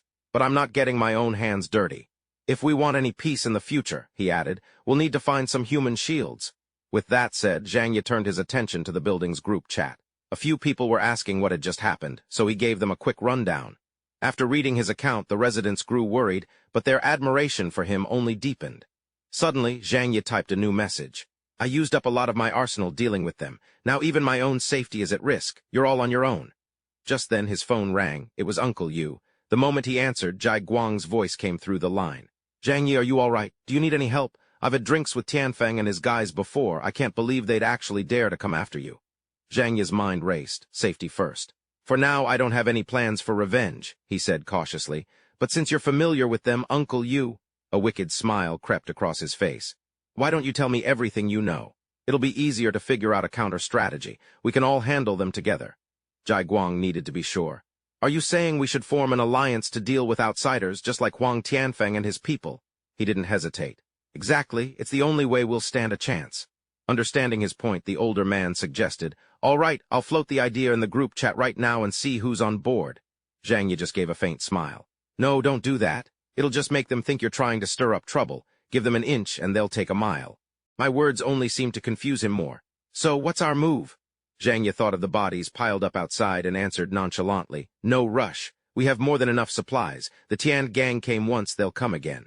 I took out a lot of their men, so they'll definitely be back for revenge. When they show up, our dear neighbors in this building will have no choice but to help. Jai Guang was in awe of his plan. Zhang Yi, you're a damn genius. We'll do it your way. After hanging up, Zhang Yi turned to Care. I need you to do something for me. What is it? She asked immediately. Suddenly, Zhang Yi's fingers brushed against her alluring lips. Right now, all these neighbors are singing my praises, but deep down, they're terrified of me, and they hate my guts. There are some things I just can't do myself. His touch sent a blush across her face. All she could manage was a soft, "Ma'am." He gave her a reassuring pat on the shoulder. For the next 2 days, you and Uncle Yu are on intelligence duty. I need you to gather information discreetly. The sooner we get a clear picture of the power dynamics in this entire complex, the bigger our advantage. Without a moment's hesitation, Care clenched her fist. I'll give it my all. 2 days later, she stood before a whiteboard, tapping it with a marker. I've combined the intel Uncle Yu managed to overhear with what I've gathered myself. She began writing on the board as she spoke. Right now, our most difficult problem is the Tian gang in the next building over, number 26. They were formed from a small construction crew from the Tian group. They're tough fighters, armed mainly with shovels and iron bars. No guns as far as we know. Care then circled another area of concern.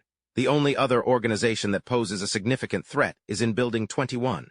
Her marker tapped against 2 names on the board. The leaders are Wang Qiang and Xiao Lu. Before the cataclysm, they were just a couple of delinquents with nothing better to do. Their crew is mostly made up of able-bodied young guys in their 20s. They were known as the Mad Wolf Gang. At some point, Zhang Yi had leaned in so close that Care's cheeks flushed. There aren't many residents left in the other buildings, he murmured, his eyes sharp with calculation. Most of them either gave in to despair and ended it all, or they turned on each other when supplies ran out. Their numbers are way down. They're nothing to be scared of. He gently placed a hand on her shoulder, his mind still racing. He had to keep gathering intel, especially on whether they had guns. That was crucial. The risk had to be minimized. She was so flustered she could barely think, stammering, okay. Meanwhile, in another room, a voice reported, Uncle Tu, they've all been taken care of. Tian Fang looked down at the motionless young man on the floor, a satisfied smirk on his face. Not bad, he said. If we can't get to Zhang Yi, we'll just start by picking off the other useless trash in this building. Then he scrawled a message on the nearby wall. Zhang Yi, if you don't come out, I'll wipe out all your neighbors. His face was a mask of smug satisfaction as he stared at his handiwork. When those cowards get scared enough, he thought, they'll go crying to him for help. Sure enough, the group chat exploded with notifications. Zhang Yi, this is your mess, you clean it up. You're the one who brought the Tian gang here. What the hell does this have to do with us? You made this bed, now you lie in it. You can't expect us to pay the price for your actions. If you have any conscience at all, go out there and face them yourself. Zhang Yi, fresh from a shower, saw the flood of messages and couldn't help but scoff. They turn on you just as fast as they surrender. But a few angry messages weren't enough to faze him. He immediately typed a reply to the group. I didn't ask them to come here. And if I'm the one who has to put them down, that makes me the bad guy. You're all just too spineless to stand up to them yourselves. What's that got to do with me? If they're so dangerous. Why should I have to go outside? A girl shot back a reply. So you get to be safe, but what about the rest of us? You're basically sending us to our deaths. Who are you to preach to us? Why should we have to suffer for the people you brought here? Did a dog eat your conscience? His patience with these cowards wearing thin, he bit his lip. Zhang Yi furiously fired off 2 messages in a row. Like I give a damn what happens to you. What are your lives to me? Don't you dare talk to me about conscience. You think you're worthy? When all of you attacked my home, which one of you wasn't in on it? He finished with a 7-second voice message. You don't really think I'm afraid to get rid of you all, do you? The moment they heard it, Xu and he and Su Hao were struck with terror. Su Hao threw his phone to the floor and curled into a ball on his chair. What do I do? I thought once Chen Zhanghao was sent to the Yellow Springs, I'd finally get to live. But these guys from the Tianhe Syndicate are even more ruthless. Is there really nothing left to do but wait for death? Gazing at the blizzard raging outside, the fear of death clawed at his heart. This storm isn't going to end anytime soon. Everyone's going to die. We're all going to die. In stark contrast to Su Hao's despair, Zhang Yi was perfectly calm as he made a call. Uncle Yu, it's time for you to play your part. Hearing this, Jai Guang clenched his fist. You can count on me. Right away, he sent a message to the group chat. Everyone, stay calm. The Tian Syndicate only has about 20 men. If we stand together, we can fight them off. Wu Lu and the other residents were instantly fired up. Uncle Yu, we're all behind you. Sensing the shift in momentum, he pressed his advantage. My own supplies have run out. I haven't eaten in days, and I'm starving. but Zhang Ye's place is stocked with food. Plenty of food, clothes, and even weapons, making him the leader was the only logical choice. On the other end, Zhang Ye casually sipped his coffee, watching Qi Guang's performance with amusement. Uncle Vu and Zhang Ye are still on speaking terms. Uncle, could you go talk to him, see if you can persuade him, a young man pleaded. Uncle Vu, we're counting on you. The second the words were out, a message from Qi Guang came through. Zhang Ye, what now? Seeing the time was ripe, Zhang Ye sent a voice message outlining the next step. We're at the crucial point. When the time comes, I need you to back me up, Uncle. That's the only way they'll listen to me, out of both gratitude and fear. It's the only way our building will be safe in the future. With that, Zhang Ye sent a voice recording to the homeowners group chat. Out of respect for Uncle Vu, I'm even bothering to talk to you all, so you'd better know your place. Someone immediately started groveling. Zhang Ye, please, from now on we'll do whatever you say. Hearing that, the corner of Zhang Ye's mouth curled into a smirk, his voice dripping with mockery. Oh, is that so? You'll do whatever I tell you, the other party replied without a second's hesitation. As long as you don't ask us to go die, anything else is on the table. Zhang Ye leaned back comfortably into his soft sofa, raising an eyebrow as his tone turned sharp. I tell you to grab your weapons and fight the Tianbang Syndicate to the death. Would you go? At the mention of that, their bravado vanished. Seizing the opportunity, he pressed his advantage. I can't believe you want me to risk my life for you. So why the hell should I care if any of you live or die? At the same time, Care was calmly enjoying a delicious meal as she listened to the drama unfold. As Zhang Ye was busy driving his point home, she didn't hesitate to grab his slice of cake for herself. When Huang Tianfang charges in, Zhang Ye's voice boomed from the phone, just stick your necks out and let him chop them off. Goodbye, and right on cue, Qi Guang chimed in to back him up.